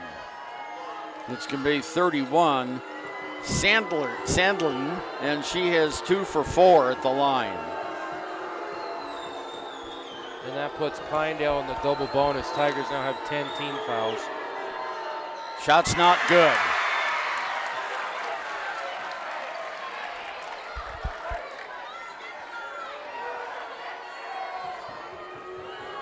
Next shot coming up here is good. She gets it, and we are tied at 53. Lander coming down, 3 minutes, 10 seconds to go. Here's Ryan Bell. Bell off to Stauffenberg. Stauffenberg in the lane, lays it up. It's not good. It's too short, and she fouls out of the game. Came over the back that time, Josh. 5th foul on Demi Stauffenberg. And she's going to leave the game, and Kiera Friday is going to come in. That's a big hit for the Tigers. That's your best outside shooter. And she looked like she got hit in the mouth along the side, though. She's holding her nose. Sandner back at the line. Shot's no good. It's a tie game at 53. 3:03 to go in the overtime. Next shot coming up here by Sandner. Next shot, good. So it's 54-53, and Pinedale has the 1-point lead. Under 3 minutes to go in the overtime. Here's Talene Tendor. Tendor bouncing the ball, moves to her right side, reverses direction to Hansen. Hansen goes to the right wing. Midway between the two lines, crosses the court to Tendor. Tendor on the left side tries to drive in. Behind her back, its pass is knocked away, picked up by Hansen. Hansen, loses the basketball. Turnover, 15th turnover. Here's Rogers, shot is up and no, and a whistle and a foul on Lander.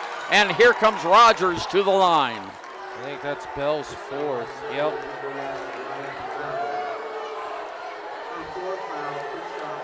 Rogers has 13 free throws in a row, now 14. 55-53, a 2-point lead. Next free throw by Rogers is in the air. She got it. She's 4 for 4 in the overtime period. Down court, Tigers trail by 1. Here's Bell. Bell on the far side. Drives the baseline, can't shoot, underneath to Winfield, or Winfield on top. Winfield now to Tendor. She loses the basketball and is fouled. That's why she lost the basketball. Please tell me that's on Rogers. Nope. It's on. That is. It is. It's That's 5. She's out. Roxanne Rogers is fouled out of the game.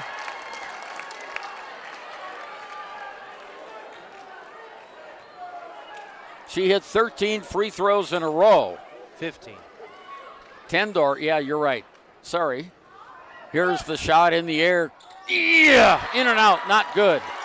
Rebound, 2 minutes to go. Pinedale has the ball and a 1-point lead. There's Edwards. Edwards across the key. It goes into the forecourt by Bowers. Bowers double team, knocked out of bounds by Tendor with 1:52 to go. Tigers need to stop to keep this a one-possession game, down by 3. Here's Bowers on top of the key for Pinedale. Drives the baseline, has an open shot and fouled. Yeah! Charge! They called the charge. They called the charge on Edwards. Whoa. That was a late call, too. All the Pinedale fans are cheering, thinking it was a block, but I'm like, no way. Friday was inside, planted. He did have the late call, but it is a charge. Basket won't count. Tigers still down by 3. 56-53. Underneath, Hansen spins, turns off the glass and in. Whitney Hansen for 2.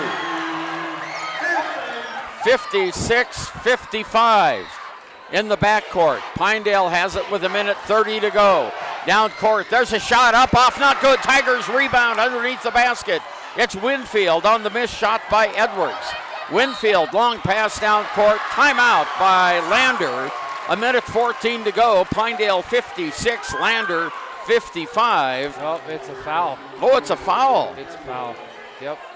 I thought it was a timeout too, but the far side official came down. The foul was on number 2 for Pinedale. That's her first. That will put the Tigers in a double bonus. Winfield will go to the line for 2. Megan Winfield's first is in and out. Not good.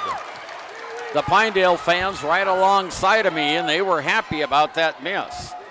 55-56. Winfield can tie the game here. And no, not good. Rebound by Hansen, though, for the Tigers.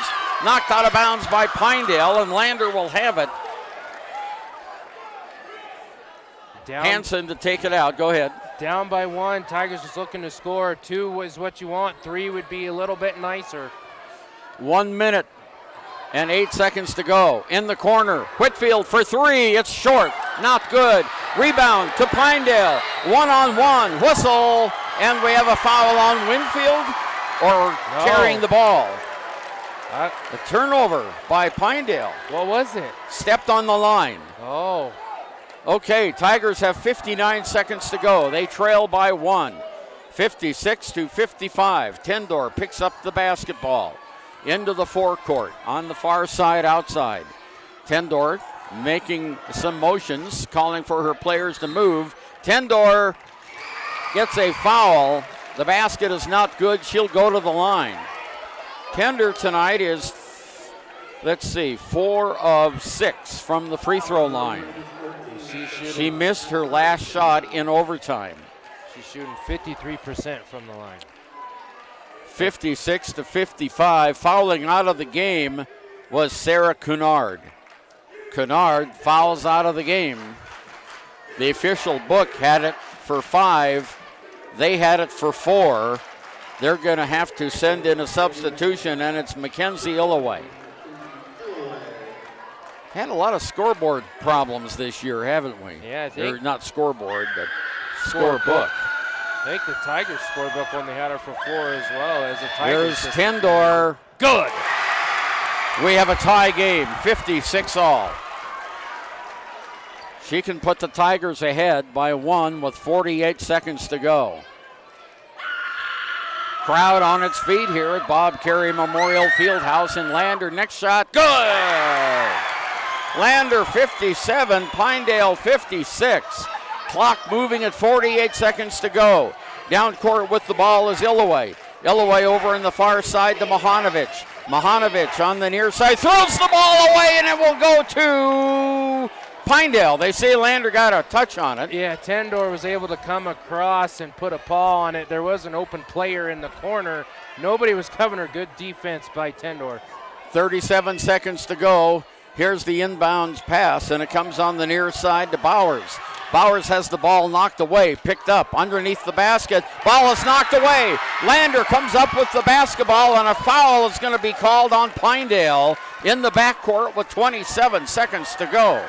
Personal foul on Mackenzie Illaway, and that's 5 on her. Wow. The third player of Pinedale to foul out of the game. And 4th player overall. Stauffenberg fouled out for the Tigers earlier in the overtime period. Gabby Rogers Hadley Nate comes into the game, and it's Friday at the free throw line for Lander. Kiera's shot, good.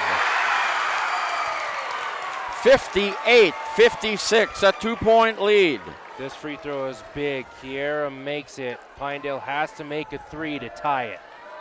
27 seconds to go. Next shot, in and out, not good. Fight for the rebound. Pinedale gets it, and a timeout called by Pinedale with 25 seconds to go.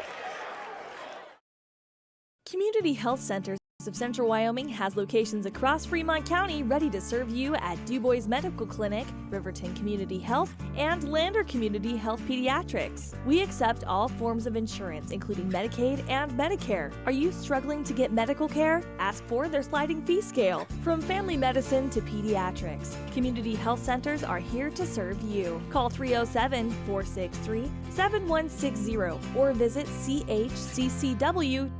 to schedule your appointment.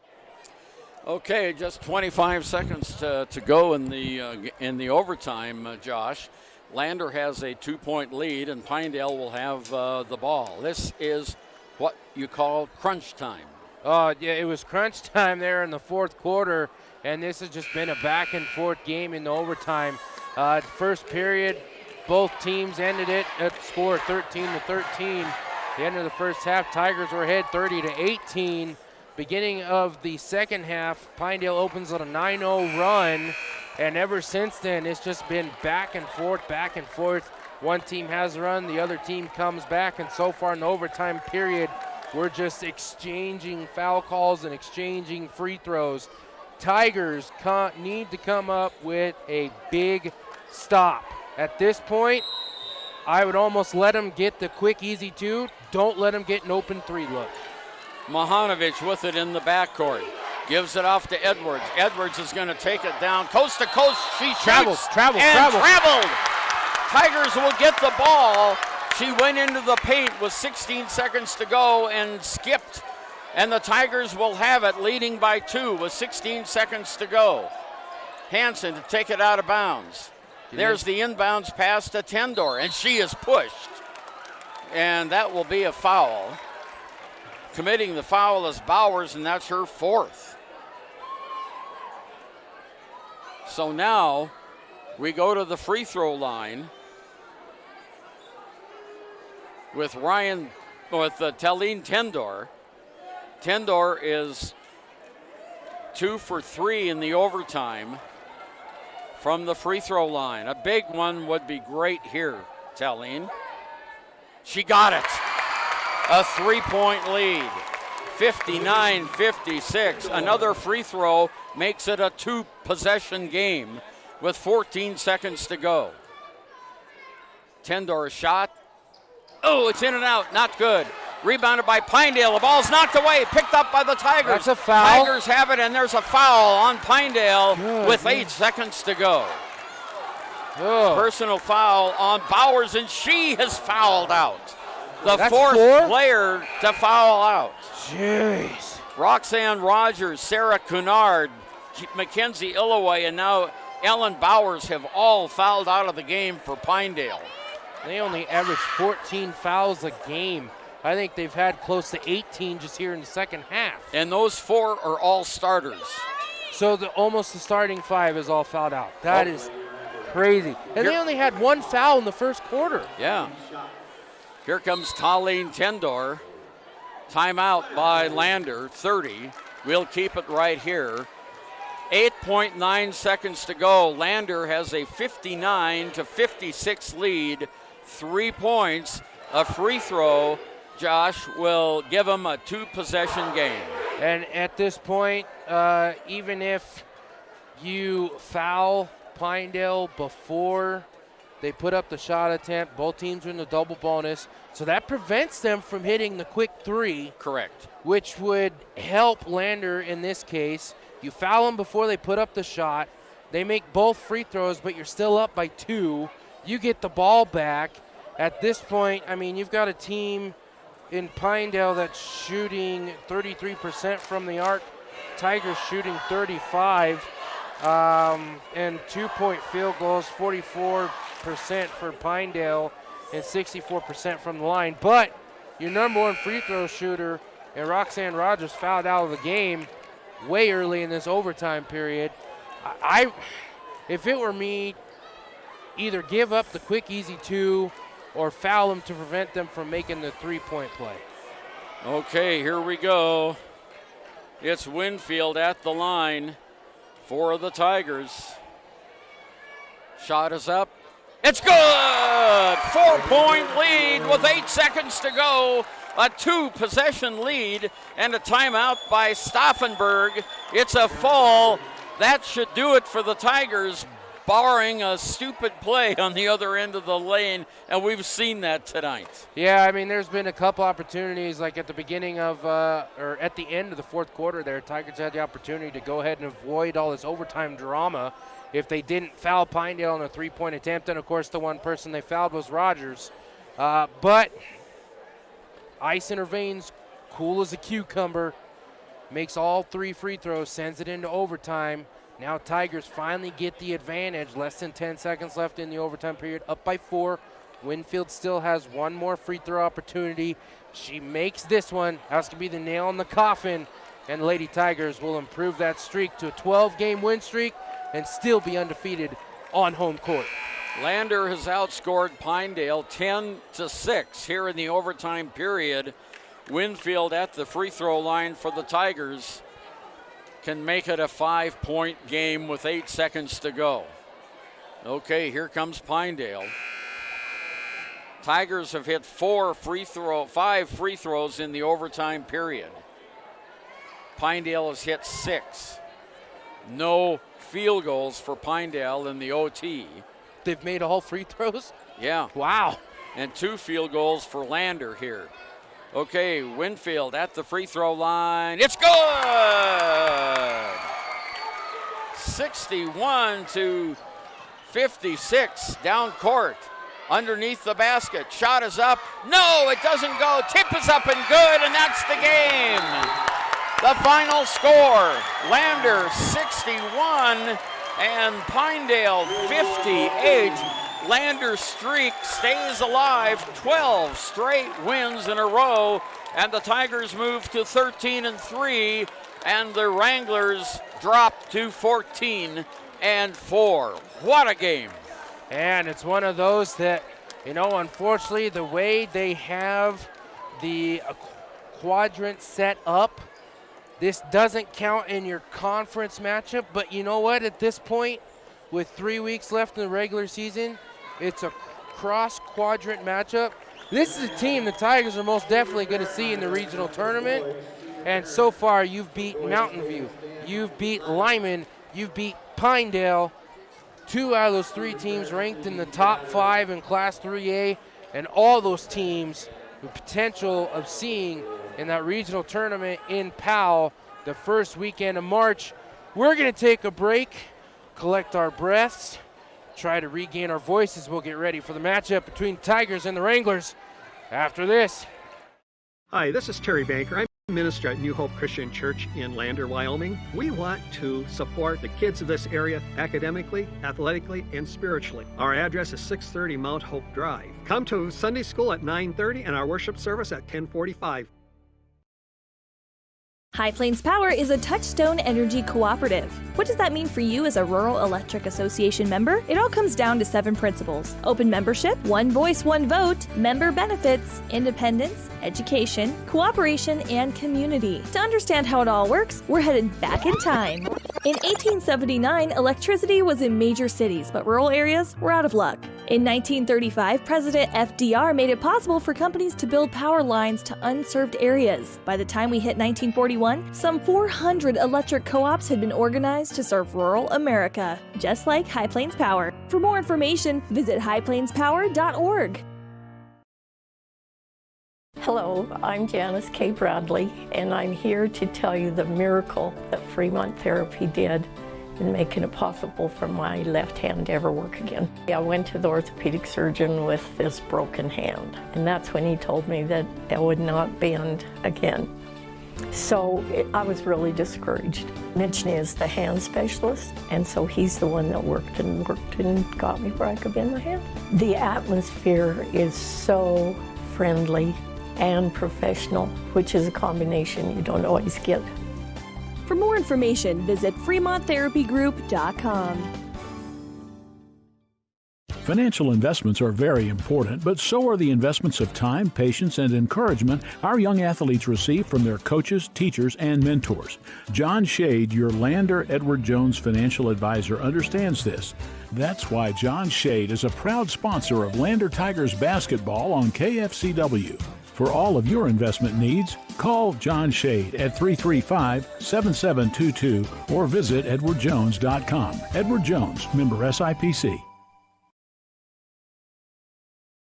Your car or truck is an investment. When it needs repairs, you need someone you can trust to do the job right.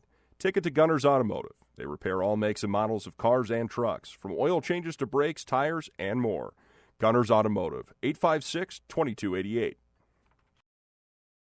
In any sport, athletes face the chance of sustaining an injury. According to the Athletic Training Association, 90% of student athletes reported some sort of sports-related injury. What's more is 54% report playing while injured.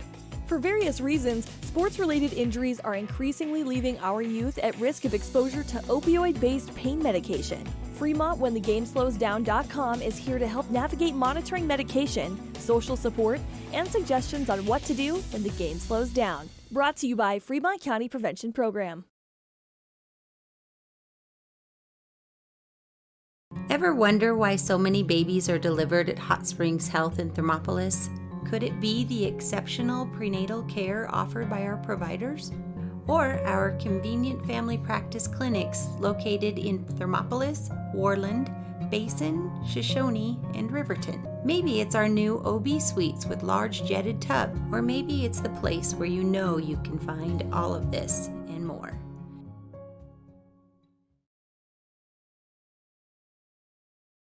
The choice is yours. Sutherland's Friends of the Family Plus Consumer Credit Card lets you choose from 5% off instantly at the register or special financing on qualifying purchases. That means no forms, no waiting, no rebates. You can choose 5% off instantly with your Sutherland's credit card. Got a big project? Choose special financing. The choice is yours with Sutherland's Friends of the Family Plus Consumer Credit Card. Subject to credit approval. Minimum monthly payment required. See store for details. Only at Sutherland's. From the wide open spaces to the canyon near you, Wyoming.com is reaching more homes and businesses than ever before. For more than 25 years, we've aimed to provide the best internet and phone service to meet the needs of our customers all across the great state of Wyoming. Now it's getting even better. Wyoming.com, expanding to an area near you. Wyoming.com. We're out there. Gotchi Rehabilitation and Wellness knows what it means to be on top of your game. For over 60 years, Gotchi has led the field in providing physical therapy, occupational therapy, and wellness in Thermopolis and their facilities in Worland, Basin, Powell, Cody, and Shoshone. Whether you're recovering from an injury, deconditioned, post-stroke, or just looking to take control of your health, you'll find years of dedicated experience paired with personal care at Gotchi Rehabilitation and Wellness. Learn more at gotchi.org.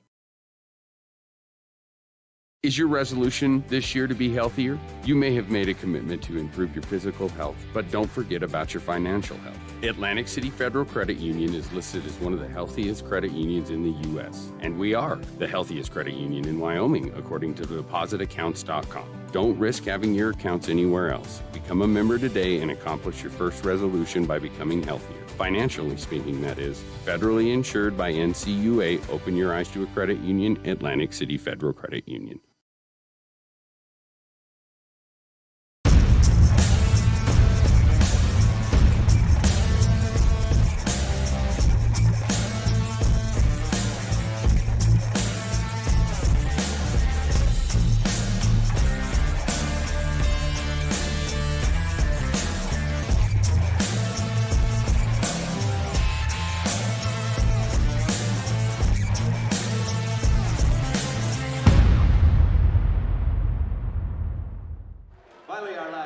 Welcome back to the Lander Tiger postgame show, brought to you by Click It or Ticket, Buckle Up Wyoming, as the Lady Tigers beat the Pinedale Lady Wranglers in a barn burner. Going into overtime. We'll go over some scoring real quick as they are in the middle of the senior night festivities for the Tiger boys. Tiger boys have 5 seniors: Tissel Gwynna, Bryce Denton, Tanner Bird, Donahue, Kellen Donahue, Jace LeClaire, the 5 seniors that they are giving recognition to tonight. All right, we'll start with the Pinedale Lady Wranglers. Leading the scorers for Pinedale and almost leading all scorers just with her free throw attempts, Roxanne Rogers, who ended up fouling out in the overtime period. She shot 15 of 15 from the charity stripe, ended up with 26 points total. Also in double figures with Tigers, who also fouled out. Sarah Kennard, she finished with 10 points. Behind her was Ellen Bowers with 8. And Halen Sandner had 6. Abigail Hawk had 4. And final score, rounding out the scoring for the Lady Wranglers, Olivia Edwards had 2 points. Over on the Tigers side, they had 4 players in double figures. Leading scorers for the Tigers were Demi Stauffenberg. She fouled out in the overtime period with 16 points. Behind her was Whitney Hansen. She had 13. Behind her was Megan Winfield. She had 12. And the final score with double digits was Ryan Bell. She had 10.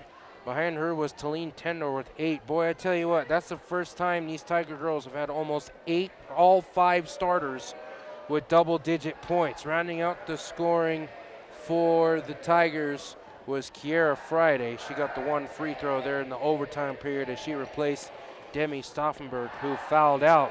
So we'll get ready for the boys competition as they are just finishing up the senior night recognition. It's also somebody's birthday today. I didn't catch who that was, but student section was singing happy birthday to them. We'll go ahead and take a break, and we'll go over some stats and look forward to the matchup between Tigers and the Wranglers here on 93.1 KFCW, KFCW Facebook, and WyoToday YouTube. Riverton's Hampton Inn & Suites is proud to sponsor our youth athletics in Fremont County. Fremont County school athletics provide our youth timeless experiences and lessons that can lead to success for life. Setting goals, teamwork, and hard work make young athletes into good citizens.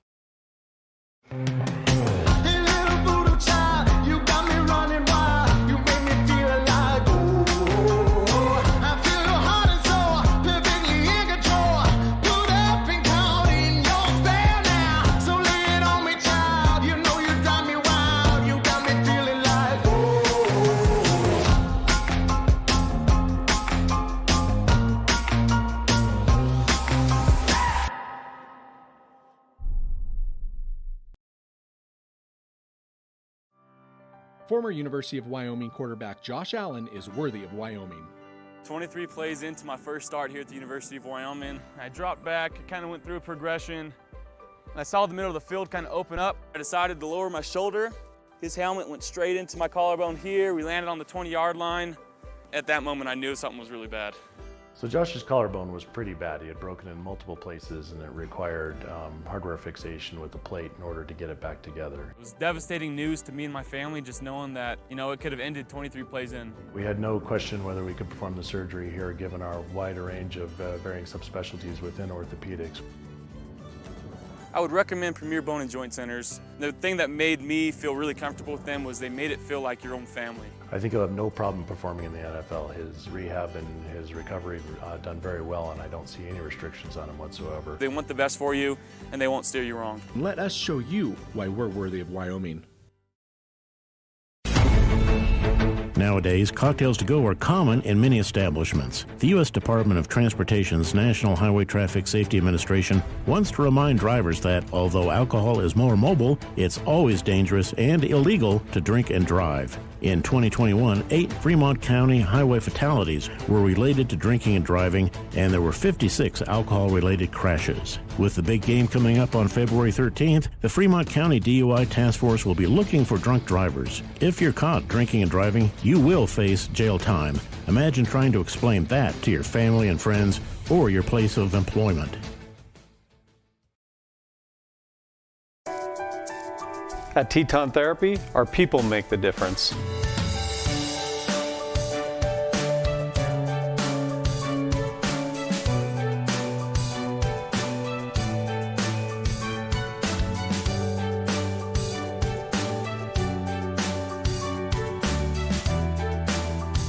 You can live pain-free.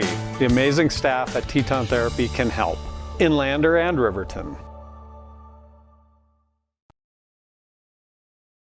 When repairs are complete after a collision, you expect your car, SUV, or truck to look like new. That's the service you'll receive at Stork Auto Body in Riverton. Professionalism and meticulous attention to detail. You can depend on Stork Auto Body, 841 Miniweb Avenue, Riverton. During winter storms, it doesn't take long for roads to turn slick. Snowfall is often accompanied by high winds, and blowing and drifting snow can make it difficult to see the road. Speed limits are based on dry pavement conditions and good visibility. Be ready to reduce speed and increase following distance. Crashes are twice as likely to happen when it's slick out, and it's usually because someone is driving too fast for conditions. Remember, when there's ice and snow, take it slow. This message is brought to you by WYDOT.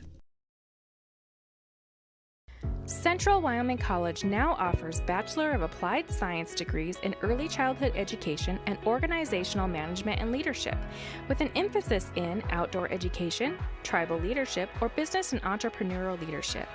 CWC offers 3 ways to learn: online, virtual, and in person. Learn, grow, lead, and advance at Central Wyoming College. CWC is leading the way with expanded programs in the Bachelor of Applied Science degrees. Why should you choose Lander Medical Clinic or Western Family Care for your health care? In addition to 4 locations in Fremont County, they also provide telehealth.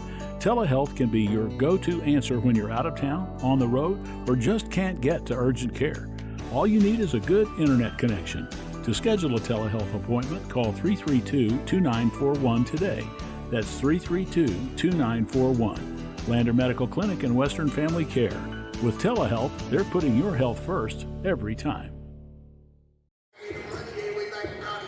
Welcome to the Bailey Enterprises pregame show as the Lander Valley Tiger boys are about to meet the Pinedale boys. Lander comes into this with a 5-10 record.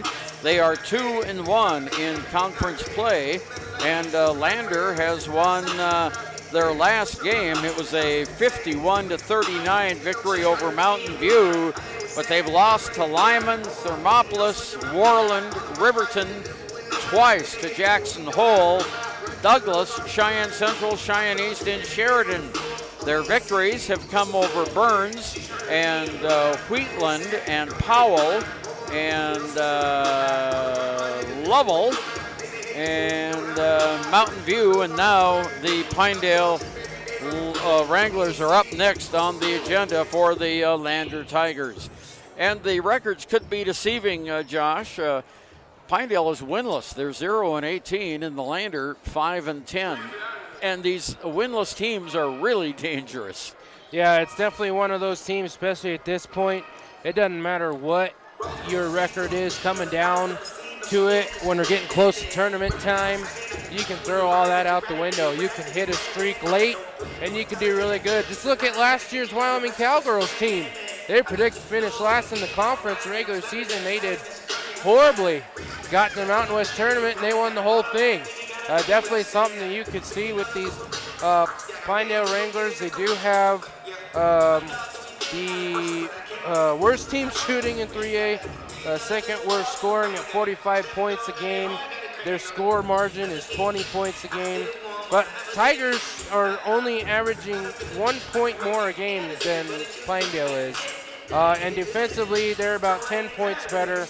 But definitely one of those that you think, well, this team isn't very good. But you look at their roster, their starting five has 4 sophomores and 1 junior.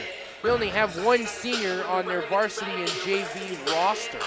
So it's definitely one of those where, yes, they aren't very good now, but a couple years down the road, this Pinedale team can be a force to be reckoned with in the 3A Southwest. And tonight is senior night here at Lander Valley High School at Bob Carey Memorial Fieldhouse. And at the end of the girls' game, that thrilling overtime victory by Lander, the seniors on the team were introduced along with their parents. And, of course, that was Kellen Donahue, Jace LeClaire, Tanner Bird, Kisso Gwynna, Bryce Denton, and was there another senior on there? There's just 5. Just 5, yeah. So I got them all. And Coach Stu Mullins has decided that on senior night we're going to start all the seniors. So we already know the Lander senior starters are Kellen Donahue, Jace LeClaire, Tanner Bird, Kisso Gwynna, and Bryce Denton. And this is the Bailey Enterprises pregame show. Go with Bailey. And if you're traveling, stop at the Pit Stop Travel Centers in Lander, in Riverton, in Powell at 2 locations, and coming soon to Worland. And we'll be looking at the Sutherland Home Improvement Warehouse starting lineups with Josh. All right, we'll start with the visiting Pinedale Wranglers. They do have 4 sophomores and 1 junior. That 1 junior is number 41, Colby Bailey, for the Wranglers. Also starting is number 32, Jace Ramage. Another sophomore, number 22, Josh Gosar. Sophomore, number 21, Owen McMillan.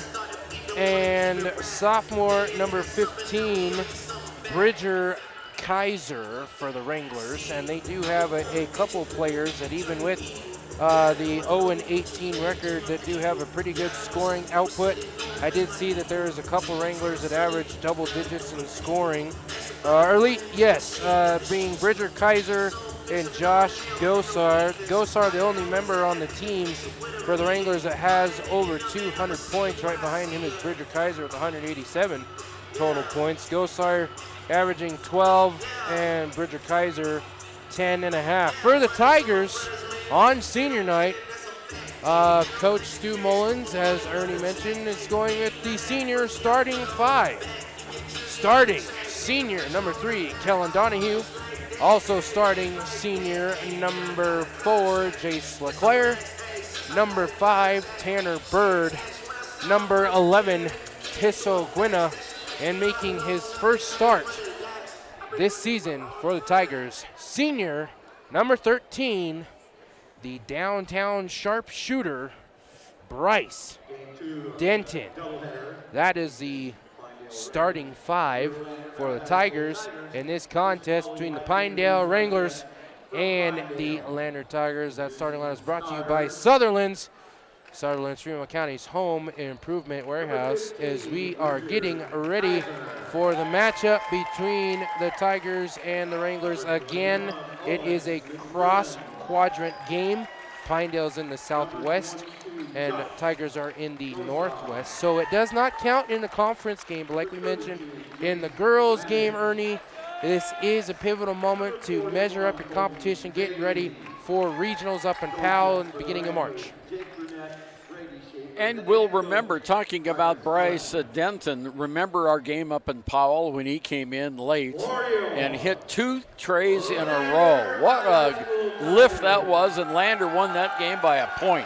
And I think he was either the second or third leading scorer with those 2 3-made points. Yeah, that's true. 3 points made, there we go. Yeah. Okay, the starting lineup for the Tigers are being introduced, and we've lost a few members of the crowd. A lot of folks turned out for the girls' game, and some of those have gone home, but we still have a nice crowd on hand here in Lander. Yeah, the student section's still strong.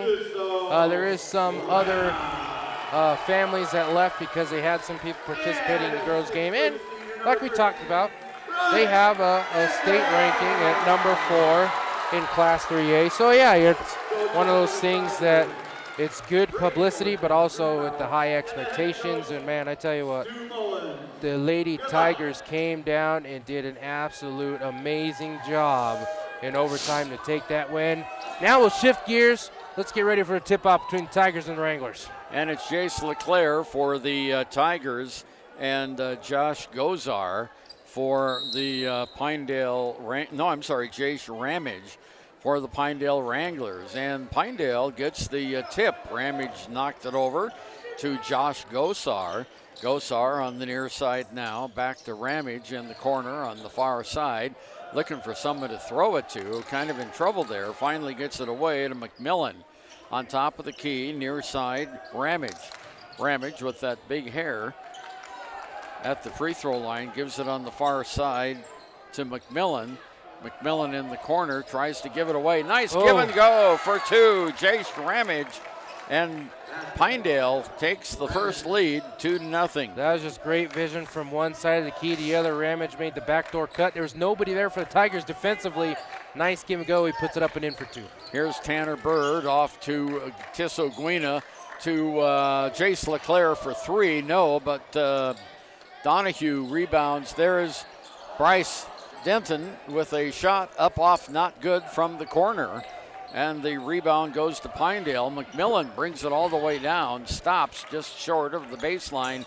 In the middle it goes again to Ramage for 2 more, and he has all of the points. It's 4-0 Pinedale. Long pass down to the Donahue, and he scores. And the Tigers are on the board, 4-2. One of the leading assist man in Class 3A, Tisso Gwynna. Great outlet pass, seeing the vision of Donahue down in the corner. Up and in, easy 2. Tigers are on the board. Lander usually averages about 9 assists a game. And there is thank you. Yep. Player control foul. It's going to go against Pinedale. And the Tigers will get the ball in the backcourt. That time it was Bridger Kaiser who drew the foul. Great defensive positioning that time. And Bryce Denton comes out of the game now, and coming in is Stauffenberg for the Lander Tigers. Gwynna to bring it down. Tisso on the near side, over to LeClaire. Donahue has it now. Over to Stauffenberg, drives toward the baseline, can't shoot. In the corner, LeClaire around to Tisso Gwena for three. Tisso Gwena finally starting to heat up from behind the arc. We've seen a lot of open opportunities for Tisso, but it has been off just a little bit. He started to connect from long distance in the last game against Mountain View, and now he opens his scoring with a tray from the top of the key. Colby Bailey on the far side outside. Lander leading now 5-4. In the middle, there's the ball knocked away out of bounds, and it will go to Lander. Turnover, Pinedale. Tisso Gwena now on the defensive side. The ball gets his hand in there, pokes it away. Pinedale player trying to recover. Does a little spike down in the board, bounced over his teammate out of bounds. Tigers force a turnover, now they're looking to get on the board again. Stauffenberg off to LeClaire, left side outside to Gwena. Gwena in the middle of the lane. Oh, he wanted to hit Stauffenberg, and Stauffenberg pats his chest and said, my fault. He cut inside instead of outside. Yeah, he zigged when Tisso thought he was going to zag. Unfortunately, I mean, they had the connection there. Tisso knew he was there in his peripheral vision, but unfortunately, Stauffenberg made the cut a little too soon. Full court pressure by the Tigers. Bailey has it intercepted by Stauffenberg. There's the bounce pass to Gwena. Gwena all the way in off the glass. No, not good. Tanner Bird with the rebound. Bird hikes it out to Stauffenberg. Stauffenberg kicks it to Donahue. Donahue over to Bird. Bird in the lane. Stops. Looks. Stauffenberg has it. Now Donahue. Donahue in the lane. Back to Stauffenberg for three. Yes! There we go.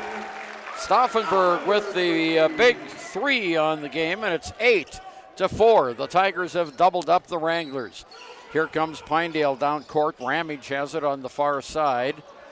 Backs up. Now over to Gosar. Gosar to Ramage to Gosar.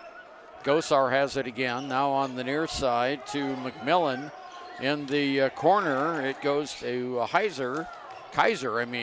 Rebound fought for, pulled down by Pinedale.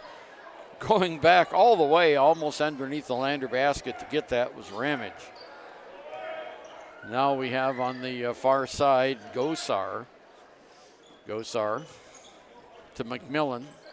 In the middle, there's a long jumper that's going to be bouncing around and fall in. By 2 points, and there's another two by the Tigers. 10-6 now, and we have a timeout on the floor. Riverton Vision Center offers comprehensive eye health exams, highly trained staff, and a large selection of fashion eyewear and sunglasses. Dr. Frazier, Dr. Hinkle, Dr. Ballard, and Dr. Davis offer over 70 years of experience. Call Riverton Vision Center at 856-9451 to schedule an appointment today. 4 minutes and 2 seconds to go. Halfway through the first period of play. Lander 10, Pinedale 6. Pinedale comes in without a single win. They're 0-18. Lander has 5 wins. They're 5-10. Pinedale to take it out in the backcourt. There's Ramage. Ramage gives it off to McMillan. McMillan down court to Bailey. Almost lost the handle on it. Now back over to McMillan in the jump shot. Shots blocked by Stauffenberg. Whistle and a foul on Pinedale underneath the basket over the back on that block. And it's going to go against 41. Colby Bailey. Colby Bailey, his first.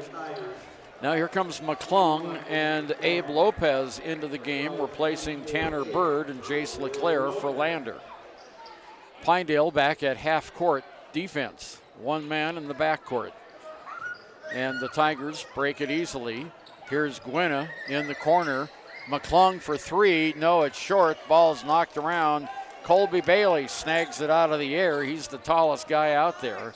Gives it off now to Gosar. All the way. Lays it up. No. Stauffenberg with the rebound. Nice positioning by Stauffenberg to Gwena in the corner. McClung over to Stauffenberg. Fakes the three in the lane, puts it up. Oh, in and out, not good. Dang it, that was a good shot fake. Got inside, got both the Pinedale defenders up in the air. Little post move to his left, just couldn't finish it.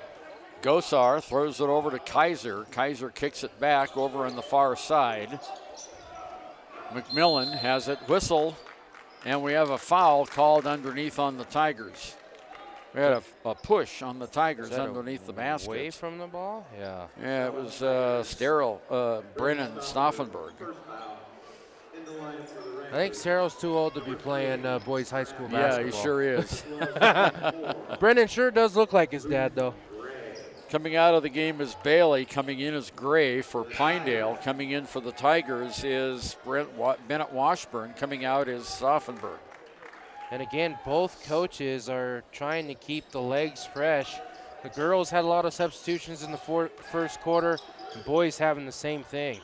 There's a turnaround jumper up, no good by Gosar. Goes off of Lander and out of bounds. Pinedale will have it under the Lander basket. 2:49 to go, first period.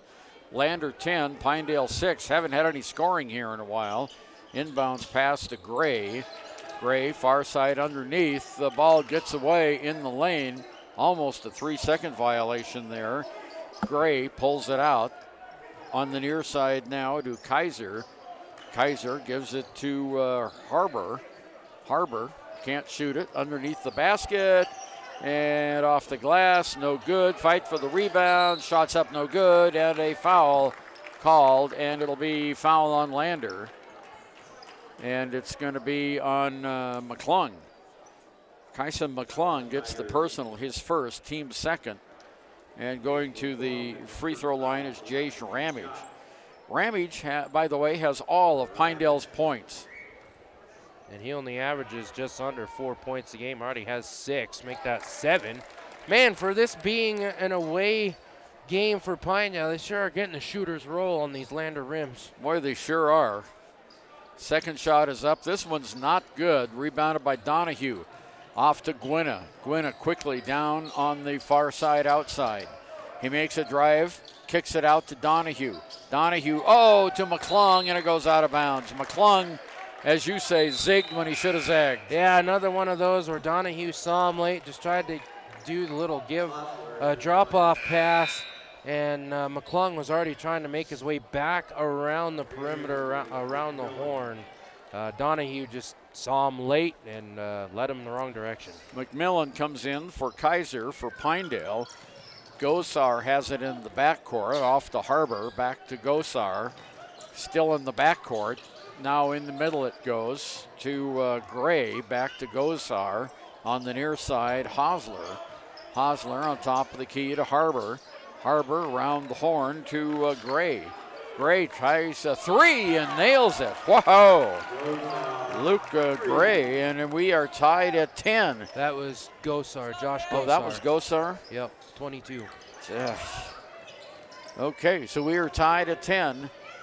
Here's McClung. Shot is up and blocked. Blocked by Pinedale. They average 1 block a game, and so there it was. Long pass down court, out of bounds. Turnover, Pinedale. Lander will have it.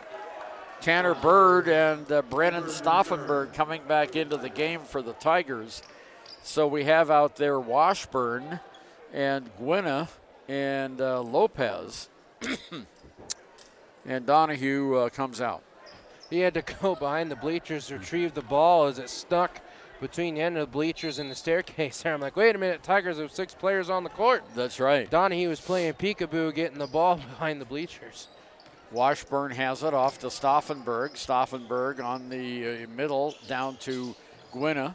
Gwynna in the far side outside corner. Looks on top to Bird. Bird over to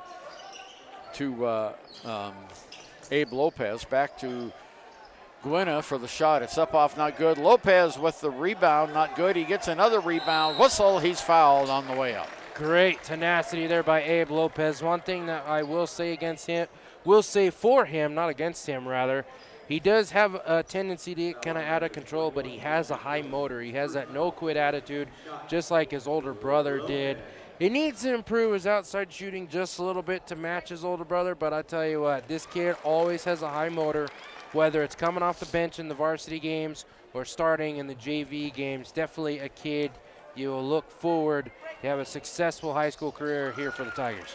And he gets both of the free throws. It's 12-10, Lander by 2, putting on that full court man-for-man pressure. Here is Harbor. Harbor passes it down court. He gets it back again. Oh, traveled with the ball. Yep. He knew it too. He's trying to pass it off and little indecisive, picks up the ball, looks at the ref like, did he see it? And yeah, he did. Kind of shook his head like, okay, you caught me. Harbor had a pretty good game in the boys JV game that was won by Lander 56-33, but he fouled out of that game. So the Tigers come down with it now. Here is Washburn over to Stauffenberg, who's calling directions to Gwinna. Gwinna in the corner. Tanner Bird. Tanner drives the baseline. Oh, shot short. Rebound is on the floor. Bird has it. Now it's kicked out to Pinedale. And that'll be a turnover for the Tigers on that one, all the way down court. And out of bounds, traveling with the ball. 5th turnover for Pinedale.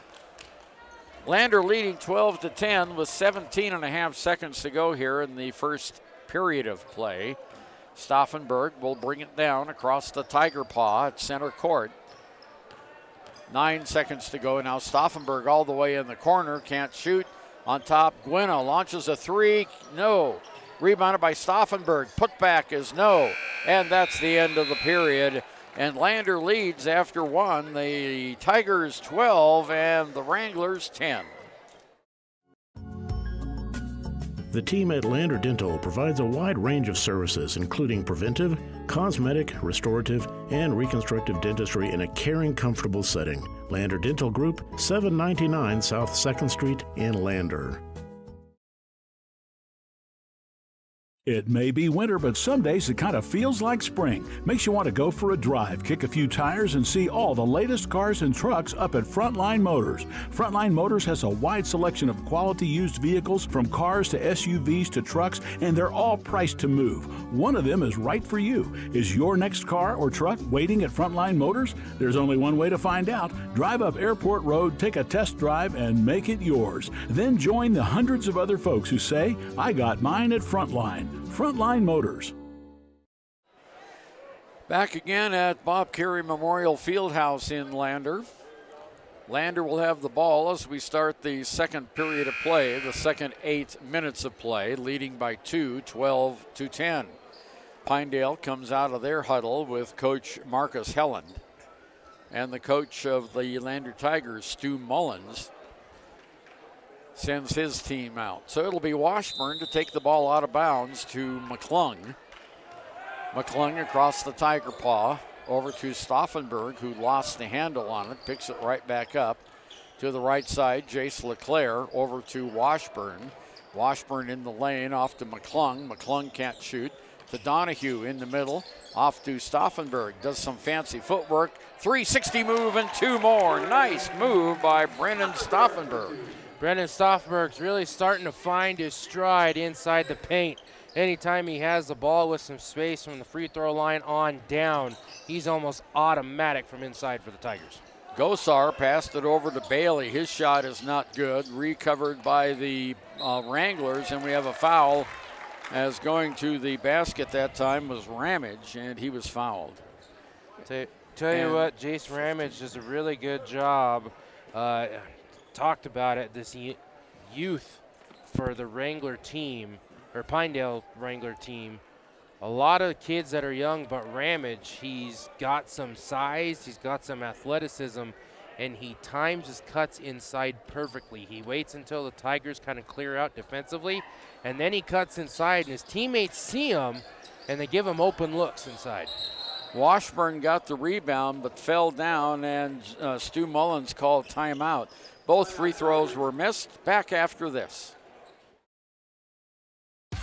Want access to local news, sports, events, and more? Download the WyoToday app. Now available on all platforms. Stream your favorite radio station, submit something to buy, sell, or trade for deals on the dial, or view contests and special coupons. Better yet, the WyoToday app is the best way to access free HD video of Fremont and Hot Springs County athletics. It's all at your fingertips. Head to your app store or visit WyoToday.com to download the WyoToday app now. 7:15 to go in period number 2. Lander with a 4-point lead, 14-10. Tigers will have the ball in the backcourt. Stauffenberg to take it out to Kyson McClung. We also have Kellen Donahue there, Abe Lopez, and Jace LeClaire. And missing from the lineup is a guy who played all 32 minutes last time, Tisso Gwinna. Here's McClung. Back over to Stauffenberg. Stauffenberg, left side, drives it top of the key off to McClung. McClung, little body contact there. Over to Stauffenberg, back to McClung in the corner. Jace LeClaire, double teamed, gets it back over to McClung underneath the basket. Ball's taken away. That was a long bounce pass intended for Lopez, who was open for a moment. But Pinedale intercepts the pass, and here they come down the court. McMillan has it over to Gosar. Gosar moves it halfway between the lines. Underneath the basket to Bailey. Turnaround jumper is not good. Rebounded by McClung. McClung brings it down. 3-on-2 fast break, and it's stolen away. He loses the basketball. 5th turnover by Lander. Gwinna about to come back in.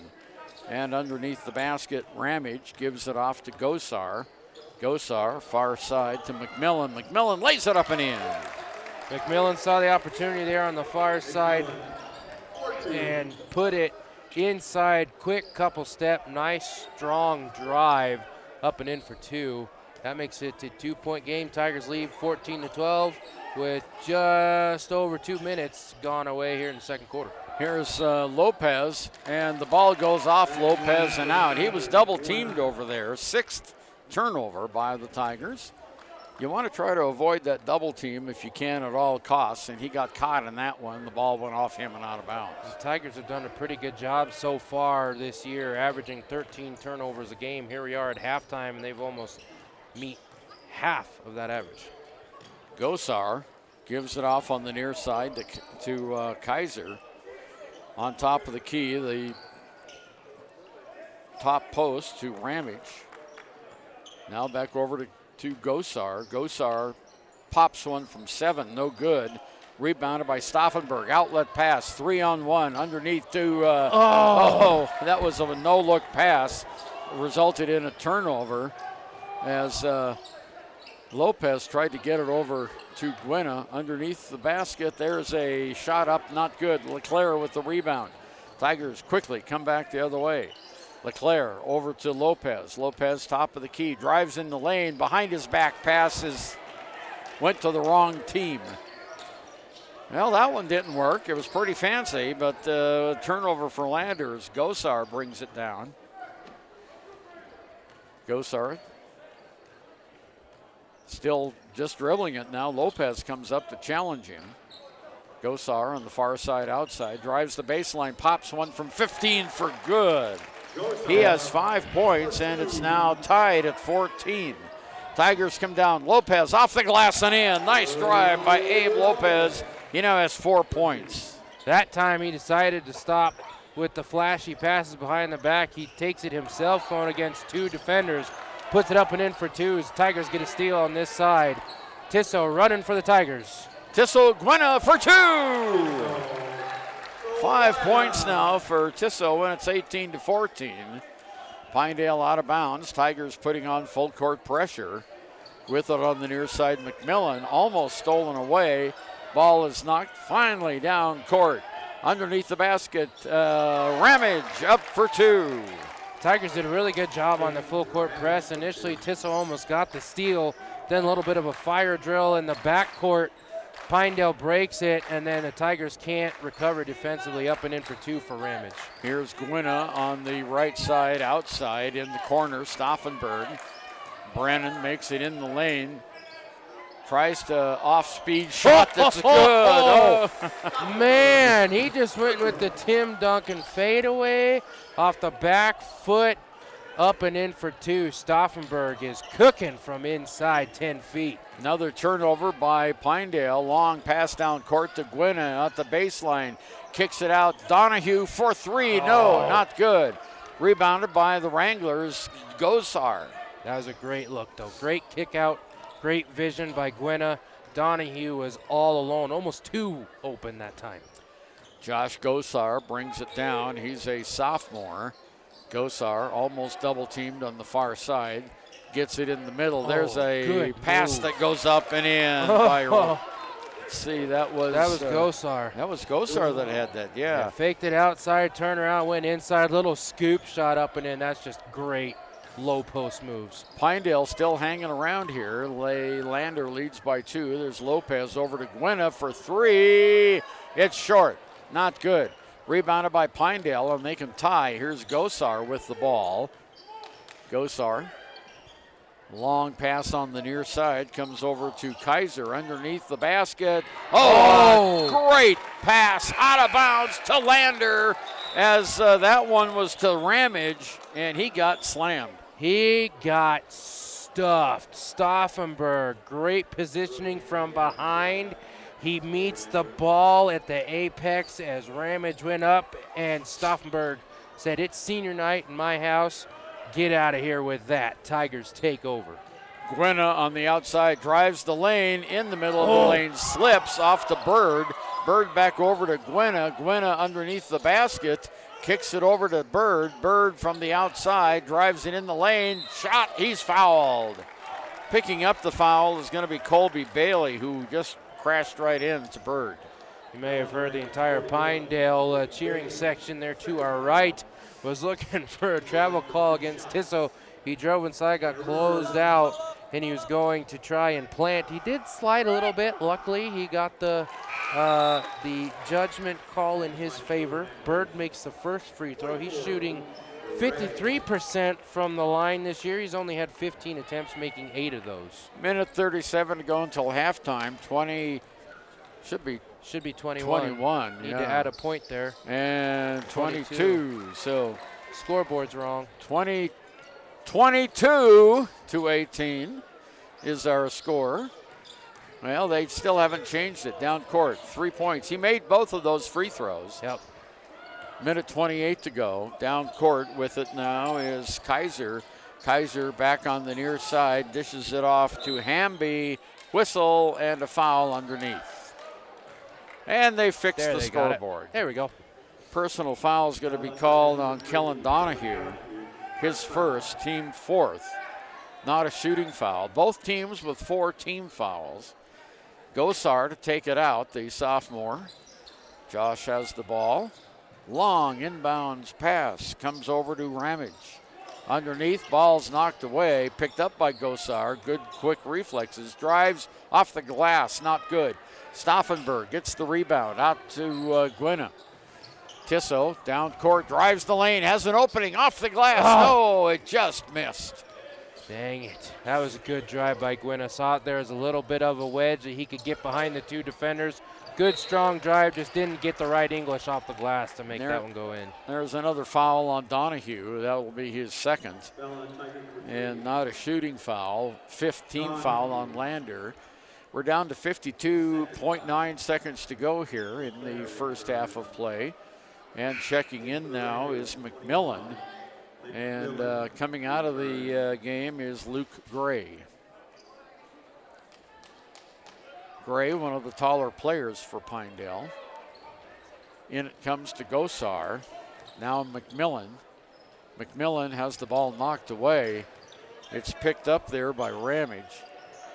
Ball's knocked away again, and a foul on Tissot Gwynna.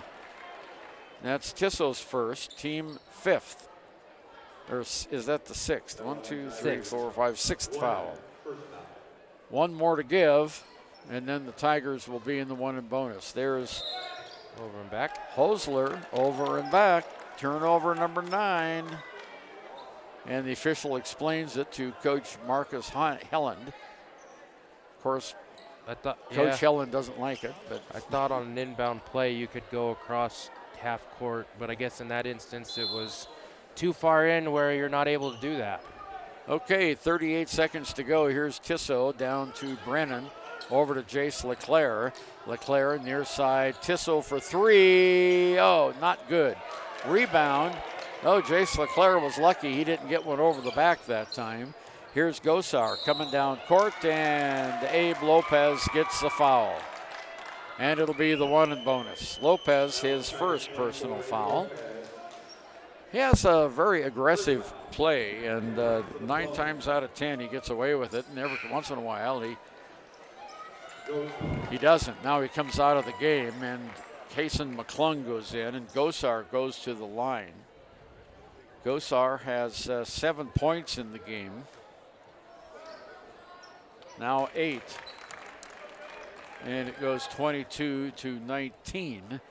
21 seconds to go. Next shot by Gosar. Only 3 players have scored for Pinedale. Next shot is also up and good. And it's a 2-point game, 22-20. 20 seconds to go. Gwynna brings it down. Over to Brennan Stauffenberg to LeClaire. LeClaire moves it over on the left wing off to Bird. Bird can't shoot the 3 to Gwynna with 7 seconds. Gwynna in the middle of the lane underneath the Stauffenberg. Oh, the tip is up. No, and he missed them both. Oh, and that's the end of the half. And after 2 quarters, Lander 22 and Pinedale 20. We'll be back. There are 2 ways to buy 4x4 gear, the expensive way and the smart way.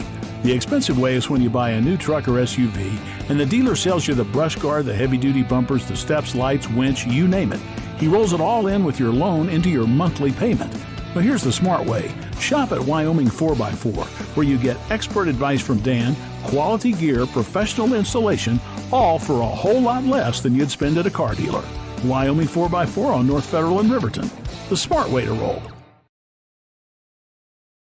Community Health Centers of Central Wyoming has locations across Fremont County ready to serve you at DuBois Medical Clinic, Riverton Community Health, and Lander Community Health Pediatrics. We accept all forms of insurance, including Medicaid and Medicare. Are you struggling to get medical care? Ask for their sliding fee scale. From family medicine to pediatrics, Community Health Centers are here to serve you. Call 307-463-7160 or visit chccw.org to schedule your appointment. Hi, this is Terry Banker. I'm minister at New Hope Christian Church in Lander, Wyoming. We want to support the kids of this area academically, athletically, and spiritually. Our address is 630 Mount Hope Drive. Come to Sunday school at 9:30 and our worship service at 10:45. Back again at Bob Carey Memorial Fieldhouse. Our halftime score, Lander Valley 22 and Pinedale 20. And joining us now is Lander Valley Lady Tigers coach Cyril Stauffenberg. And what a barn burner, Cyril, and you won it in overtime. Yeah, well, treating you to a few overtime games. I think that's the 2nd in a row, right? Yeah, that's right. And the big quarter for Pinedale was the 4th quarter. They outscored you by 10, 18-8. And Roxanne Rogers in that period had 11 straight free throws. And that's kind of what sunk the Tigers. She kept getting fouled, and she made all the free throws. You know, we really didn't do a lot to help ourselves, for sure. I mean, we obviously knew we were playing a good team. I mean, a 12-point lead at halftime is not safe. I mean, that wasn't real bothersome, but we just didn't do a very good job of managing the game at the end.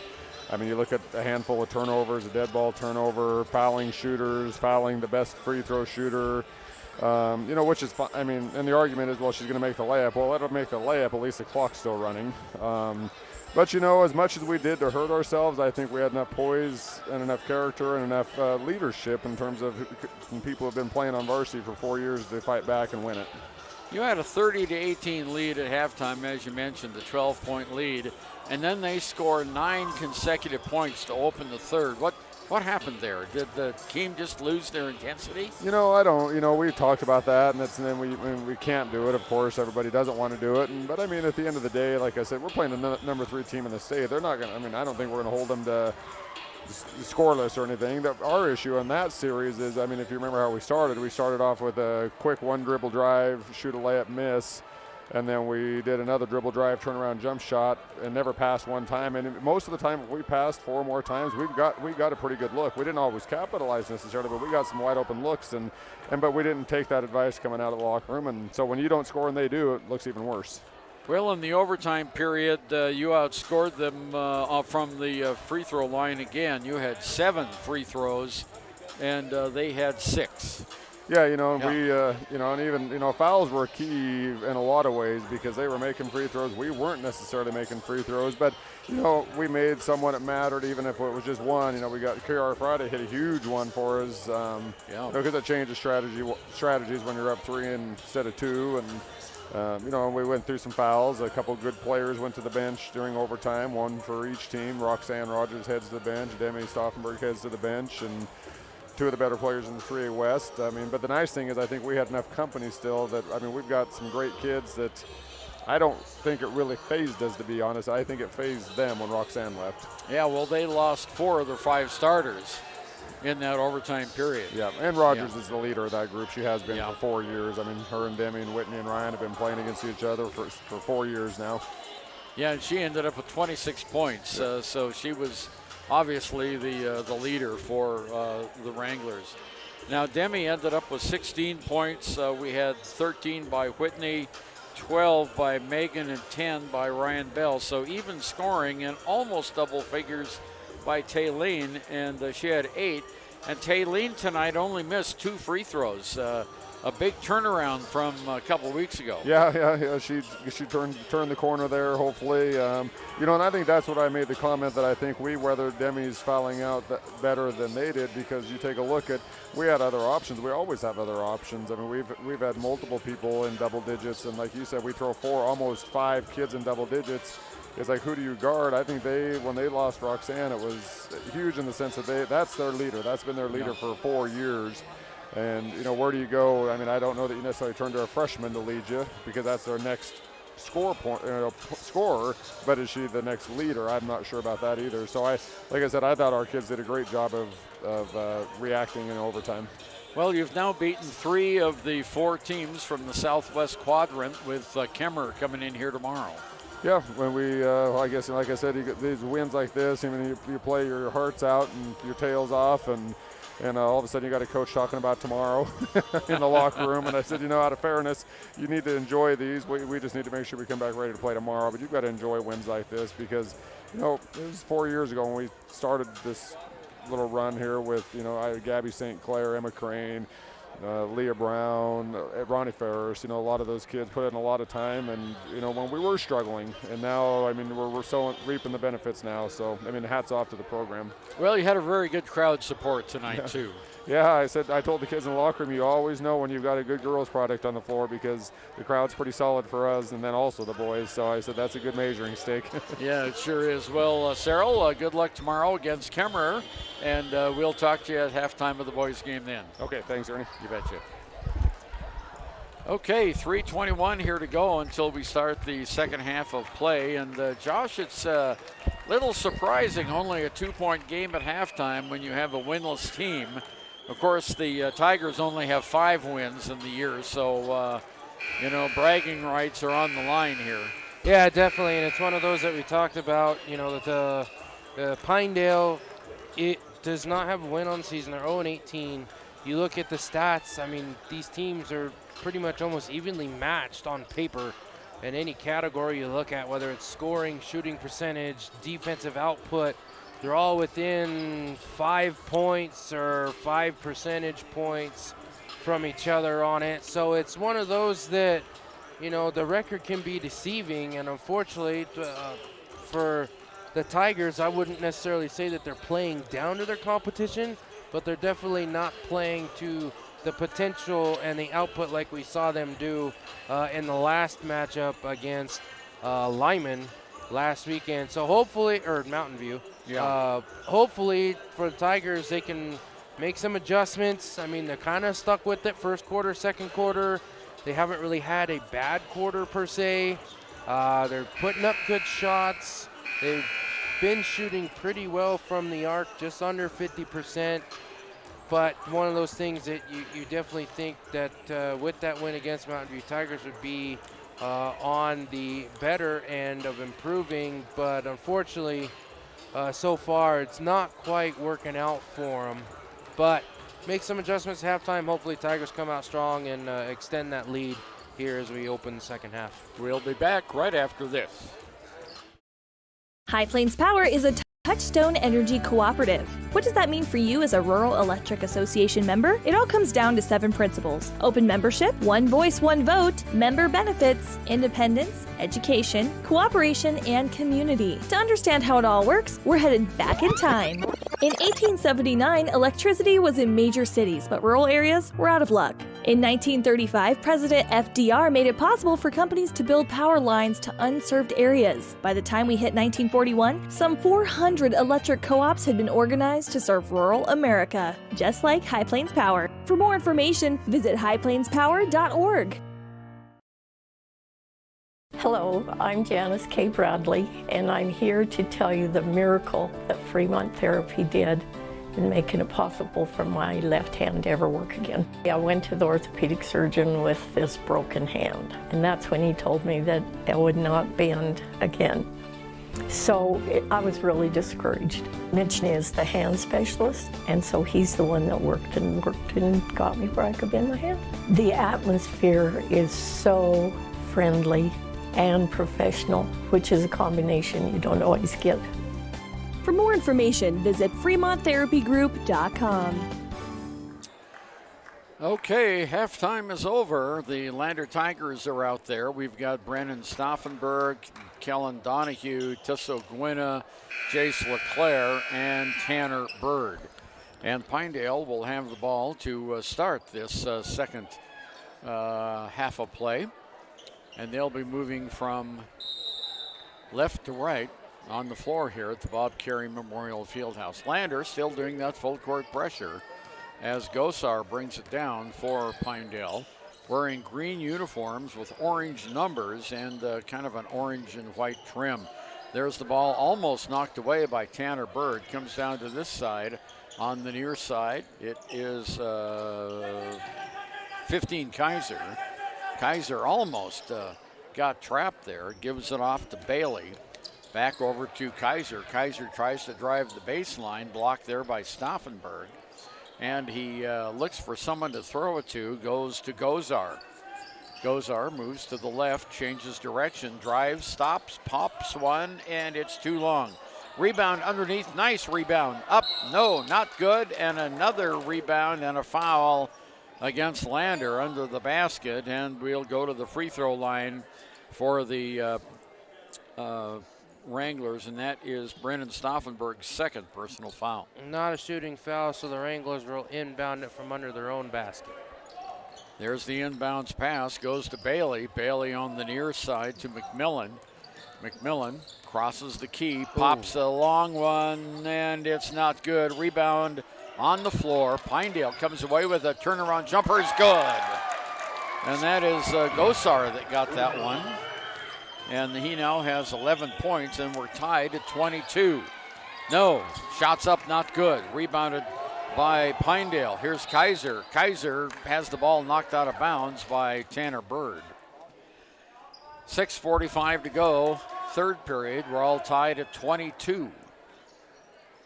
Kind of a surprising low score here. Into Gosar for Pinedale. Crosses the key. In the corner now to Kaiser. On top of the key to Bailey. Around the horn it goes underneath. There's a layup that's up off, not good, and a whistle. And we'll have another foul on Lander. And it goes on Jace LeClaire, his first. And this time we will go to the free throw line. Josh Gosar with 11 points is 2 for 2 from the line, has one tray. Shot is not good, bounces around. And that little puff of wind from the air conditioning unit blows it off the course. Or maybe it was just a missed shot. Here's Gosar again, fires it, and this one is also not good. Rebounded by Jace LeClaire off to Tissot Gwynna. 6.5 minutes to go, third period. We're all knotted at 22.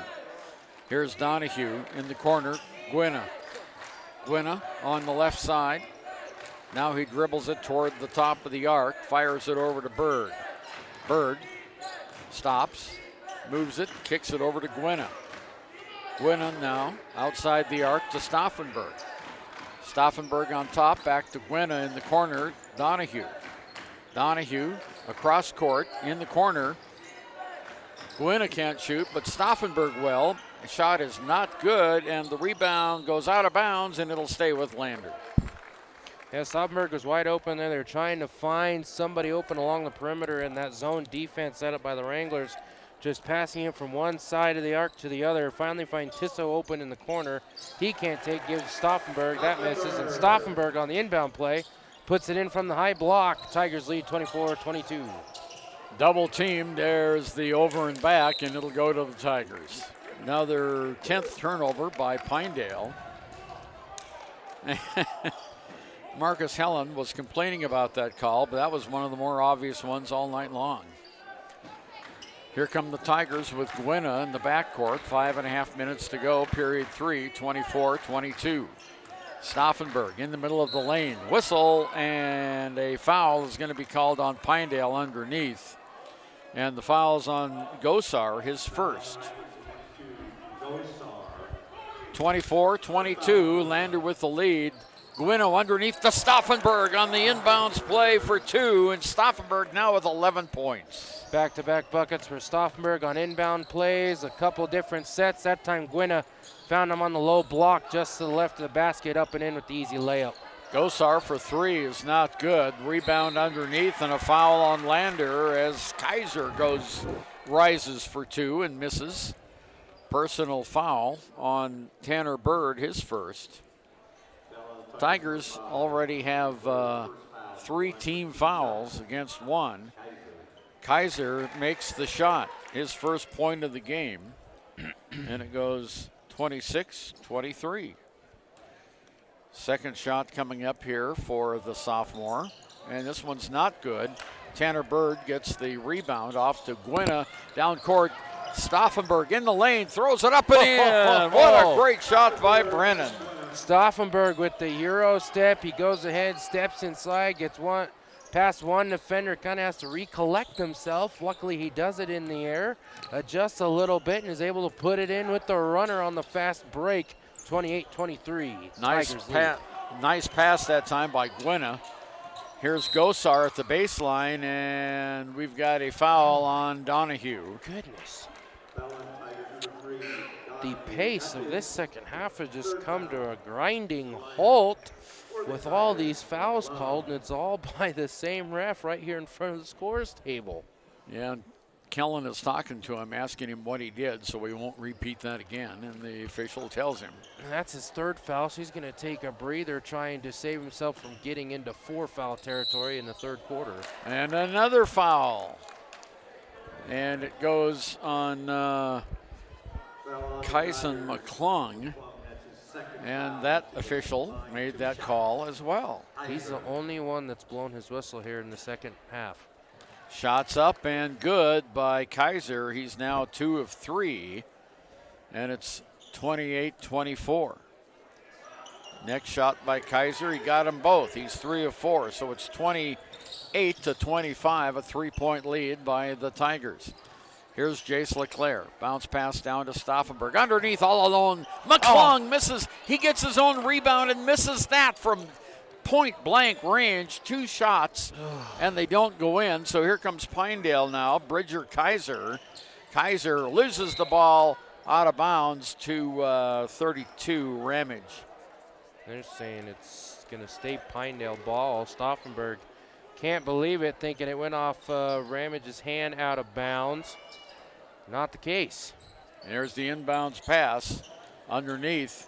Pass out on top, almost gets away from McMillan. He's got it now, drives the basket, stops underneath the ball. It's tipped away.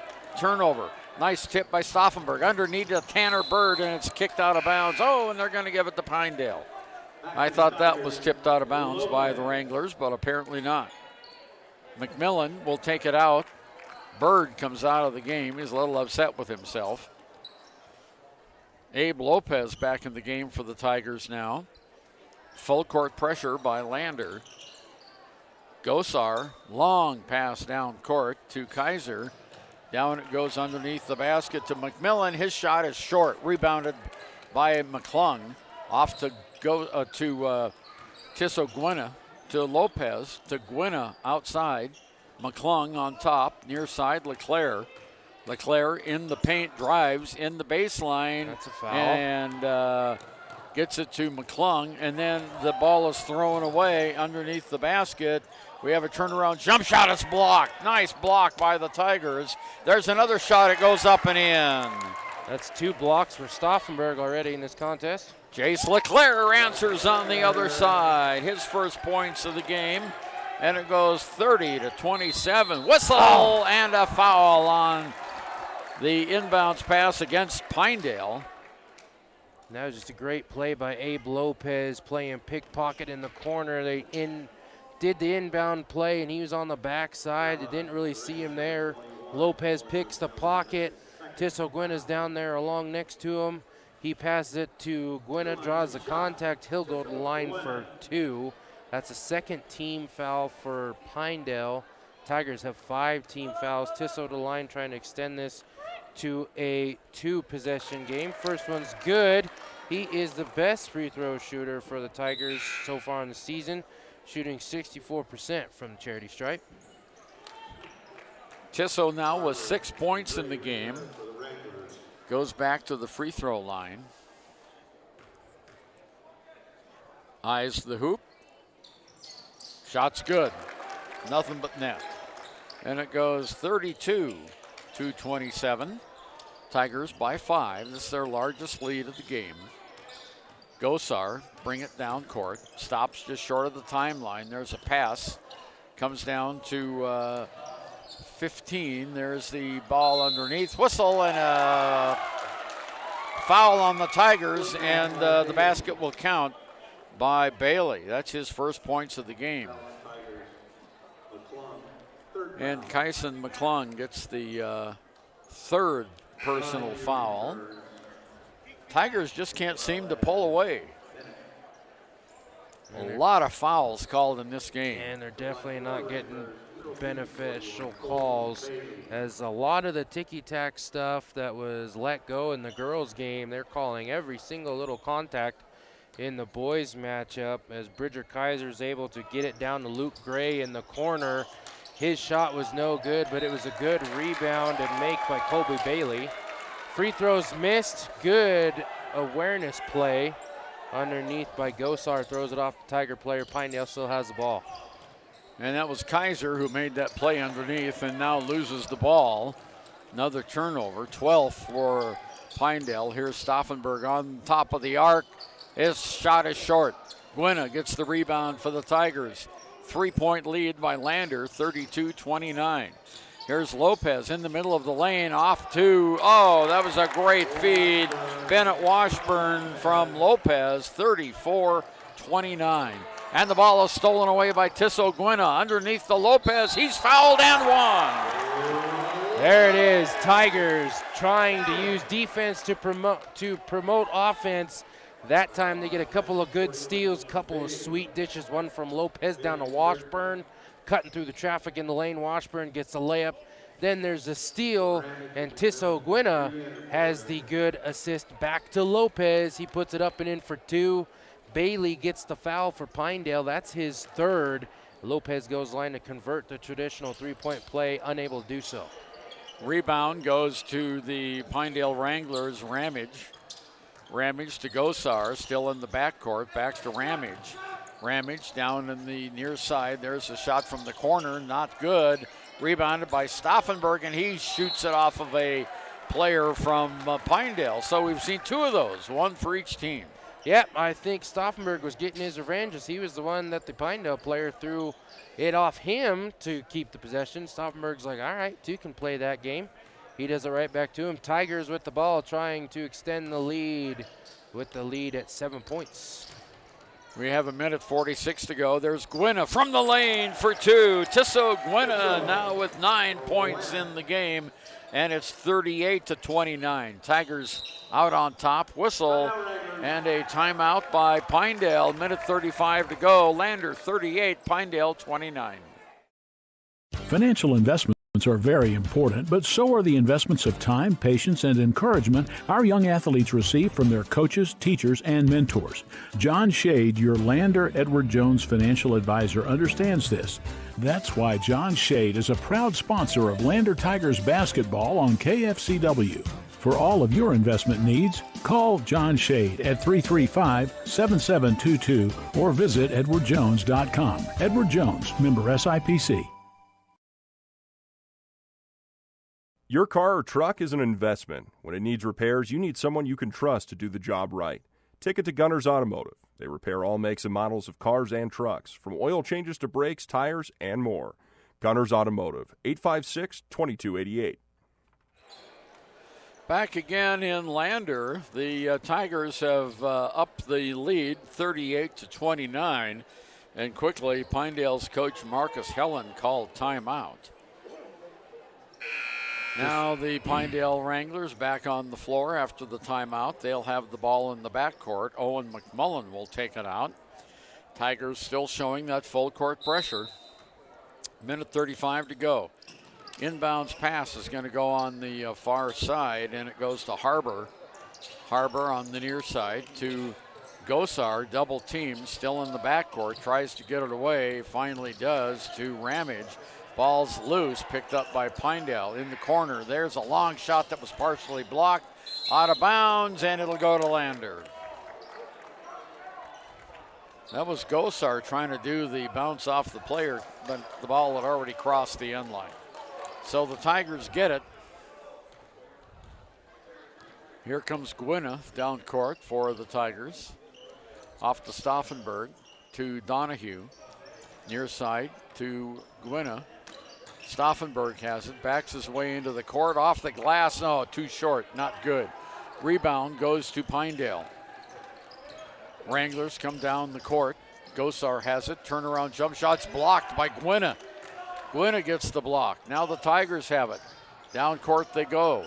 Underneath the basket, Donahue for two. Donahue on a nice drive. That was just a defensive breakdown by the Wranglers. Donahue saw it. It was one-on-one. It was a clear out along the baseline in the key. He makes a quick move to his left, gets around his defender, puts the bunny up and in for two. Tigers now lead by double digits, up by 11. There's a whistle and another foul on Lander underneath the Pinedale basket by you-know-who. Personal foul goes against Brennett Washburn, his second. And that's going to put J.C. Ramage at the free throw line.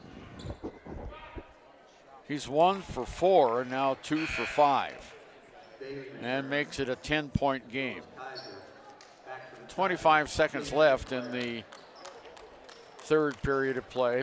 Stauffenberg comes out. Jace LeClaire comes back in. And the second free throw by Ramage is not good.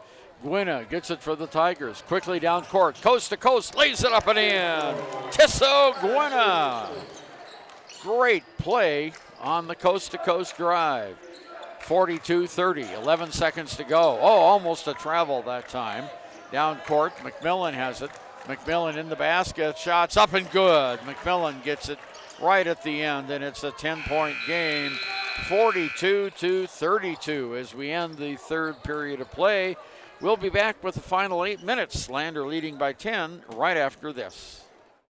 In any sport, athletes face the chance of sustaining an injury. According to the Athletic Training Association, 90% of student athletes reported some sort of sports-related injury. What's more, is 54% report playing while injured. For various reasons, sports-related injuries are increasingly leaving our youth at risk of exposure to opioid-based pain medication. Fremont WhenTheGameSlowsDown.com is here to help navigate monitoring medication, social support, and suggestions on what to do when the game slows down. Brought to you by Fremont County Prevention Program. Ever wonder why so many babies are delivered at Hot Springs Health in Thermopolis?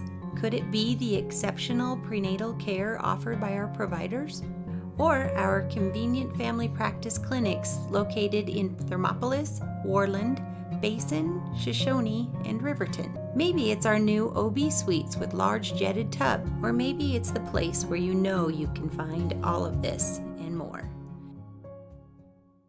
Well, the Tigers outscore the Wranglers 20-12 in that period. So they scored more, 8 points more. Pinedale goes back on defense. Gwynna will take it out as we start the fourth quarter. Lander leading by 10. Here's Stauffenberg. On top, Donahue. Back to Stauffenberg. He drives in the middle of the lane, can't shoot. Kicks it out to Gwynna, to LeClaire, to Lopez. Lopez drives the lane, puts up a soft floater and good.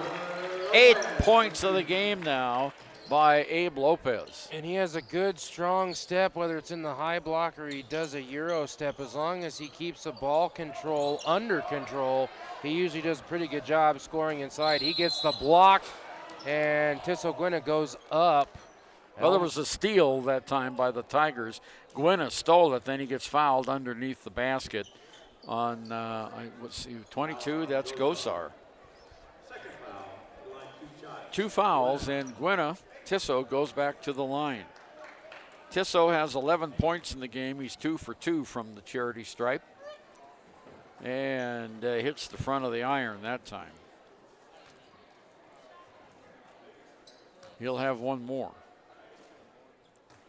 Bounces it 3 times, spins it, shoots it, and this one's off, not good. Rebound by Lopez. Lopez on the floor, gives it over to LeClaire underneath to Lopez. Lopez off the glass and in. 46-32. Nice drive that time by Abe Lopez. Down court, there's McMillan. McMillan on top of the arc, goes underneath to Bailey. Now on the near side to McMillan. Around the key, there's a long one. No, not good. Rebounded by Stauffenberg. Outlet to Gwynna. Gwynna down court, stops in the corner. Donahue. Donahue is in the lane, can't shoot. Now over to Gwynna. To Abe Lopez, who fires a 3. Go! Got it! Abe Lopez with 3, and now he has 13 points, and it's 49-32. Tigers, Josh, are starting to pull away.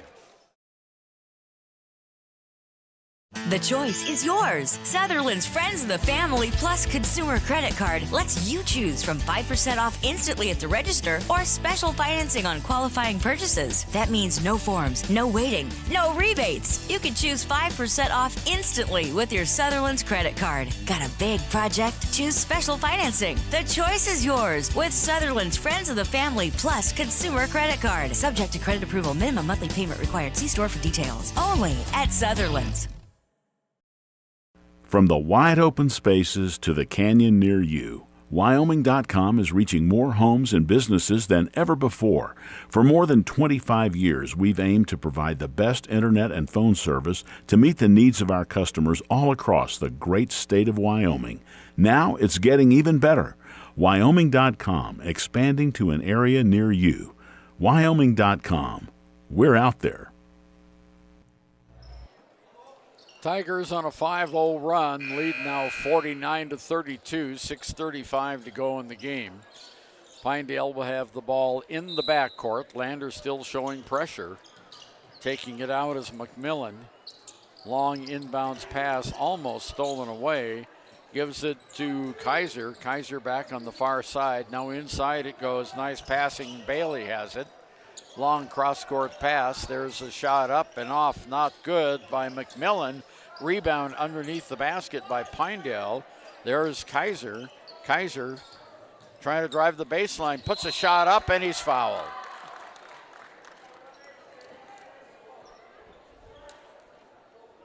And it's on Brennan Stauffenberg. I wonder if the whistles work on those other 2 officials. Shots up, good. So it goes 49-33.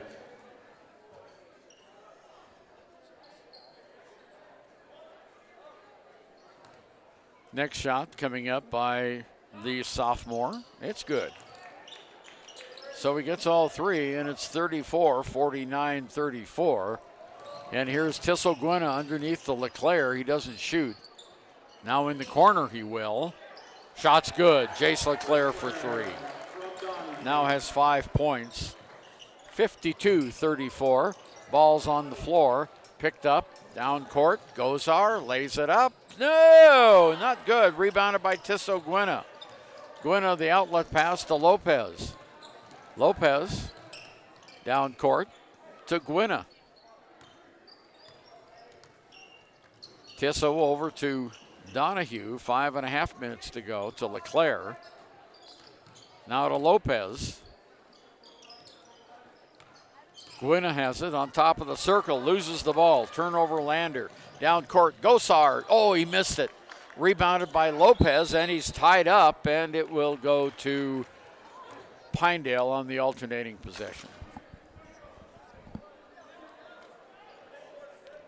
5:18 to go, 52-34.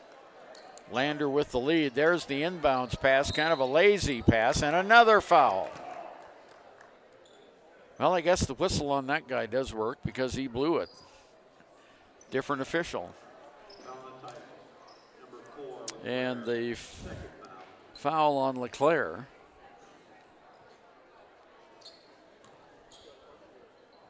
At the line is J.C. Ramage, has 10 points, now 11.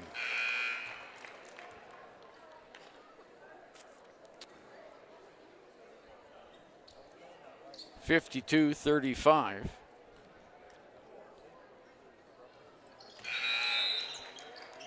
(52-36).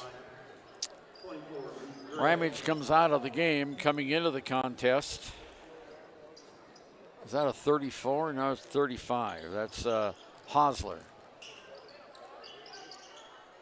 There's Guina over to LeClaire. LeClaire still in the backcourt, and a foul going to be called on McMillan, his third.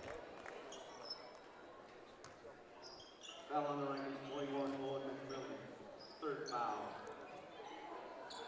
5:08 to go in the game. Lopez will take it out, fifth team foul. Lander has already committed 9. They're in the one and bonus for Pinedale. One more and Pinedale will have the double bonus. In the corner, there's Lopez underneath the Stauffenberg. Stauffenberg, oh, a wide open LeClaire for 2. LeClaire now has 7 points in the game, and it's 54-36.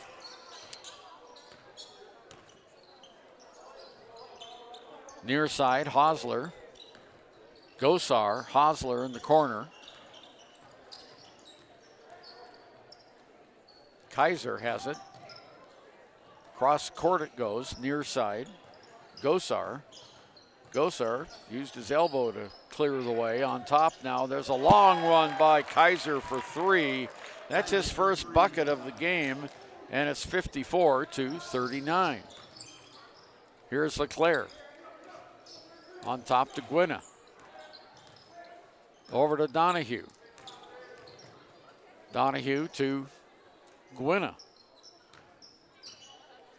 4 minutes to go. We're halfway through. Tissot at the free throw line to Lopez for 3. No. And a rebound almost taken away by LeClaire. Fight for the ball. Down court. Picked up by Stauffenberg. Stauffenberg. Bounce pass over to Donahue on top, and a foul going to be called on Kaiser. And personal foul on Kaiser is his second. Tigers have the ball on the far side. A lot of substitutions coming in now. Returning to the game is Bailey and Ramage. Coming out is Gray and Hosler. Okay, Tigers have it. There's Donahue, far side. Guina at the baseline, tosses it out on top to Donahue with 3:33 to go. Donahue near side to LeClaire. LeClaire to Lopez. Wanted to make a move, but was blocked out. In the corner, the ball's knocked away. Turnover Tigers, their 10th. 3-on-2, down court, Bailey. Bailey over to Kaiser. Kaiser, far side. McMillan has it. Now he drives the baseline off the glass, and no, not good. Rebounded by Donahue for the Tigers. Donahue in the backcourt, 2:57 to go. Off to Gwynna. Gwynna drives in the lane, hands it off to Stauffenberg for 2. Nice give and go, 56-39. In the backcourt, ball finally crosses the timeline down court. There's a pop for 3 that's not good. Gwynna with the rebound for Lander. 2:25 to go. Tigers 56-39. Pulled away here in the second half. Here's Gwynna off to LeClaire. Whistle and a timeout by Lander. And we'll be back right after this. Gotchi Rehabilitation and Wellness knows what it means to be on top of your game. For over 60 years, Gotchi has led the field in providing physical therapy, occupational therapy, and wellness in Thermopolis and their facilities in Worland, Basin, Powell, Cody, and Shoshone. Whether you're recovering from an injury, deconditioned, post-stroke, or just looking to take control of your health, you'll find years of dedicated experience paired with personal care at Gotchi Rehabilitation and Wellness. Learn more at gotchi.org. Is your resolution this year to be healthier? You may have made a commitment to improve your physical health, but don't forget about your financial health. Atlantic City Federal Credit Union is listed as one of the healthiest credit unions in the U.S., and we are the healthiest credit union in Wyoming, according to depositaccounts.com. Don't risk having your accounts anywhere else. Become a member today and accomplish your first resolution by becoming healthier. Financially speaking, that is. Federally insured by NCUA. Open your eyes to a credit union. Atlantic City Federal Credit Union. 2:16 to go in the game. Lander will have the ball on the sideline. Josh has lost his voice because of all the cheering he did last night at the wrestling game. Or at the wrestling match. Okay, Tigers have it. There's the inbounds to McClung. McClung drives all the way off the glass and in. Kyson McClung gets it, and it goes 58-39. Tigers pulling away now. Pinedale hung in for a little bit. Yeah, the second half's been all Lander. There's Gosar, rises for a shot, no. Rebounded by Gwynna. Tissot with under 2 minutes to go now, brings it down across the timeline. In the corner to McClung. Across the key, Donahue. To Gwynna, far side outside, midway between the two lines. 90 seconds to go now. In the corner, there's Donahue. Tigers are playing keep away now. There's Stauffenberg. Near side, McClung. Running clock. McClung almost lost it. Drives in the lane. Doesn't take the shot off to Gwynna. Gwynna fakes the 3. Now he moves in. Kicks it back over to McClung for 3. And the shot's not good. And the rebound goes to Pinedale's Ramage. Quickly down court. All the way down court. Floating one-hander. No, not good. Tigers rebound. 3-on-1 break here for the Tigers, and they pull it up with a minute to go. And a whistle, timeout called by Stu Mullins. And it will be a 30. Well, I'm not sure. They haven't made the call yet. Well, we'll take a 30. We'll be back right after this.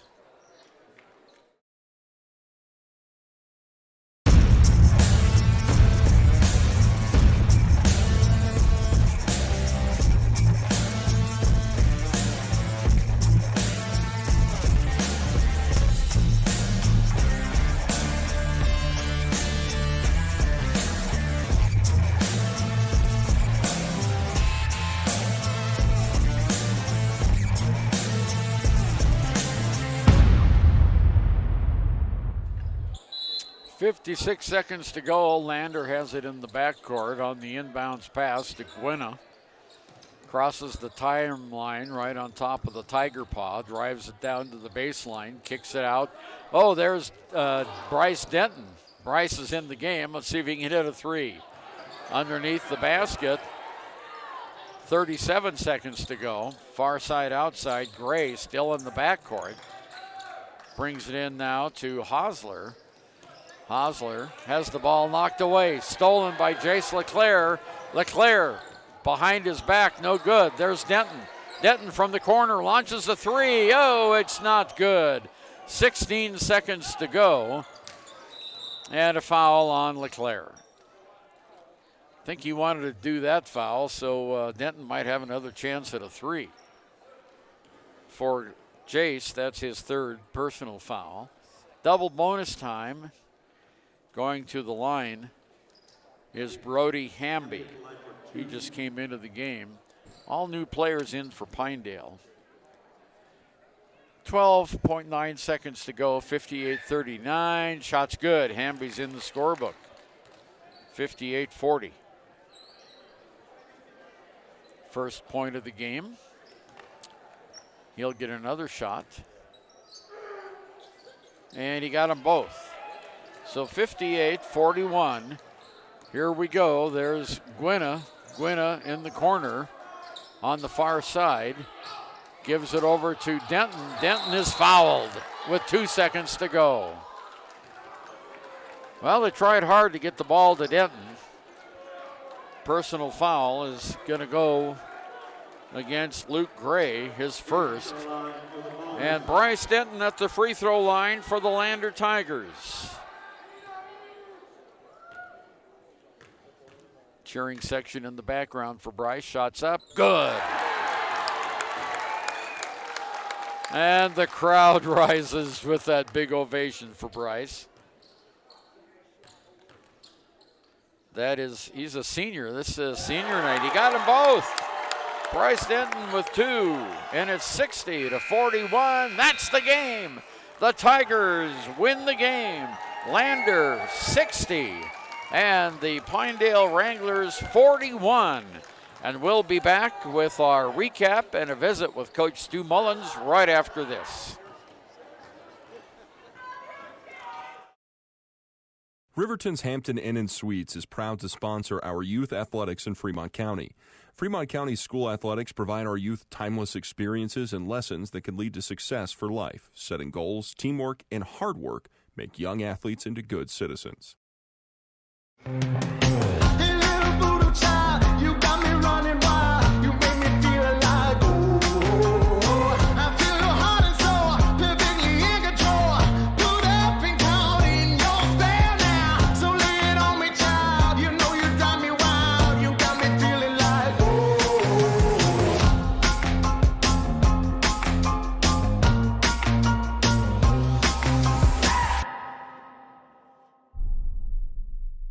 Yeah, we can. Okay, back again. Lander Tigers pick up their 6th victory of the season. Now move to 6-10 with that big 60-41 win over the Pinedale Wranglers. And Coach, it was only 2 points at halftime. That was really a slow first half. It was. You know, we kind of got away from us. You know, we played so well last weekend, really valuing possessions, and even though we had 30 possessions, we had 22 points, and so that was the message at halftime. You know, what makes us good. You know, we're not shooting well enough to just have empty possessions and not get a great look every time down the floor, and so, you know, I kind of just turned it over to them in the second half, said, you guys are good enough to do this, go do it, and they did. And that's a good team. They're 0-16 now, but you know, they lost to Powell by 4 last week, and you know, they're starting to play pretty well against some teams. So they've got pretty good guard play, and you know, we really played well in the second half. Yeah, they had pretty good rebounding tonight. Yeah, they're very good rebounders, very good offensive rebounders too. They all crash to the boards and do a good job. Yeah, the Tigers were led in scoring by Brennan with 15. But Abe Lopez came off the bench, ended up with 13 points tonight. Yeah, he scored for us, you know, and that's great for Brennan. Hopefully it gets him a little bit of confidence. He played really well today. Yeah, Lopez seems to find the tiniest of openings. Yeah.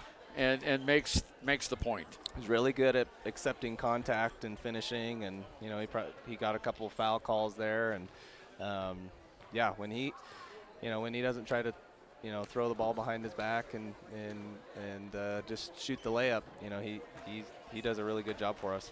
You guys really took the game over in that third period, as you said. You let the team go out there and play, and they did. Yeah, yep. Yep. Sometimes I do that. You know, sometimes maybe they're tired of my voice or whatever, you know, and it's like, you go prove it to yourself that you don't need me. And, you know, sometimes if I'm the one that has to create the energy and stuff like that, then maybe it's not as authentic. And so it needs to come from them, and they really found that tonight. Kimmer tomorrow afternoon. Yep. I think it's a really good matchup for us. They're huge. You'll be surprised how big they are.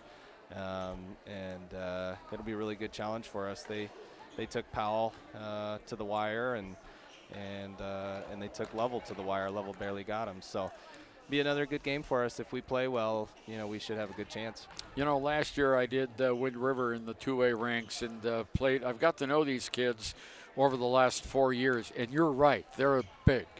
They're tall. They have a forest. Yeah. And they don't even have that many kids in their high school, you know, but they're all 6'5" and above, it seems like. So, yeah. All right, so it'll be another tough test for the the Tigers. If it's a half-court game, it's in their hands. If it's a full-court game, it's in our hands. And so, you know, I think we can disrupt them with our pressure. We'll find out, but we're going to have to rebound a little bit better than we did tonight.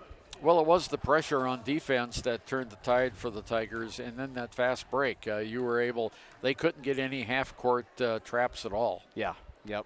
Yeah, we have a one-man press breaker with Tisso. So bring it on. You know, whatever you want to throw at us, he's going to dribble through and find a guy for a layup. So, you know, we like to see that when teams try to do that to us. Okay, well, games tomorrow at 1:30 and 3 here at the Bob Carey Memorial Fieldhouse. Yep, which isn't too long after girls went to overtime and senior night. It's a late night. So yeah, girls had an exciting game, didn't Wasn't they? that awesome? Yeah. Wasn't that awesome? That was really great. Yep. Undefeated at home. Undefeated at home, beat the number 3 team in the state. Pretty impressive. That was pretty good. Yep. Coach Stu Mullins, thanks for joining us here at the end of the game. We'll talk to you again tomorrow. And taking a look, Josh, at the scorebook, I mentioned that Brandon Stauffenberg had 15 points. Alex Lopez had 13. Tisso Guina with 11. 7 points by Jace LeClaire. 6 points by Kellen Donahue. We had 4 points by Bennett Washburn. 2 by Bryce Denton. 2 by Kyson McClung. And 2 by Tanner Bird. So very even scoring for the Lander Tigers. For the Pinedale Wranglers, they had one player in double figures. Josh Gosar had 11, 12 points for Ramage. J.C. Ramage, 8 points for Bridger Kaiser, 4 points for Owen McMillan, 2 points each for Brody Hamby, and the big guy in the middle, Colby Bailey. So Tigers had pretty even scoring. As the coach said, he let them loose in the second half, and that was all the difference. Yeah, Tigers did a really good job second half. Got open shots, good looks, great passes inside, as well as good kickouts. And they did pretty good shooting in the second half. They almost doubled their score in the second half compared to what they did in the first, scoring 22 in the first and close to, well, more than doubled that as they got 40 points, close to 40 points in the second half. So they did a really good job. Good shooting, good passing, overall good defensively, keeping Pinedale under their average. And something that the boys team now won 2 in a row, albeit to some of the weaker teams of the Southwest quadrant. But it's all about gaining momentum at the right time of the season. Player of the game tonight for the Tigers, what do you think? Brennan again? Nah, I'm going to give it to Bryce Denton, getting his first start. Okay, we'll do that. Senior night. I know the Tigers are trying to do all they could to get him some points on senior night. Got the start, got the free throws in, 2 for 2. Believe he's shooting 100% from the free throw line now on the season. I'll give it to Bryce Denton, player of the game. You know, that's not a bad choice, Joss. I'll do the same thing. We didn't do a player of the game for the girls' game. We had Demi with 16, Ryan with 10, Whitney with 13, and Megan with 12. And just missing the double figures was Tayleen Tendor. I'm leading toward Tayleen Tendor. She missed only 2 free throws tonight. I'd give it to the entire starting 5 for the Tigers. I mean, almost all of your players in double figures. That's a great team effort. We always talk about it's either one person or another getting the majority of the scoring, whether it be Winfield or Stauffenberg, a couple times Ryan Bell leading score. Why not give it to the entire starting five? Did a great job from the beginning, and then in overtime they did a great job getting Pinedale in foul trouble. 4 of their starters fouling out in overtime. Almost all of your starters getting in double figures. Starting 5 for the girls, players of the game. You're listening to the Click It or Ticket postgame show here on KFCW, on KFCW Facebook, and on WyoToday YouTube. On behalf of Josh Henninger, this is Ernie Over, wanting to thank Kirk Baxter back at the studio for his engineering help. Also would like to thank Kevin Shields, General Manager of the Wind River Radio Network, for the opportunity to do these games. And of course, to all of our great sponsors who make these broadcasts possible. Our final score again, the Lander Tigers 60 and the Pinedale Wranglers 41. And in the girls game, the Lady Tigers upset the number 3 team in overtime, the Pinedale Lady Wranglers 61-58. Good night, everyone. We'll see you back again here at the Bob Carey Memorial Fieldhouse at 1:30 for Lander and Kemmerer. Former University of Wyoming quarterback Josh Allen is worthy of Wyoming. 23 plays into my first start here at the University of Wyoming. I dropped back, I kind of went through a progression. I saw the middle of the field kind of open up. I decided to lower my shoulder. His helmet went straight into my collarbone here. We landed on the 20-yard line. At that moment, I knew something was really bad. So Josh's collarbone was pretty bad. He had broken in multiple places, and it required hardware fixation with the plate in order to get it back together. It was devastating news to me and my family, just knowing that, it could have ended 23 plays in. We had no question whether we could perform the surgery here, given our wide range of varying subspecialties within orthopedics.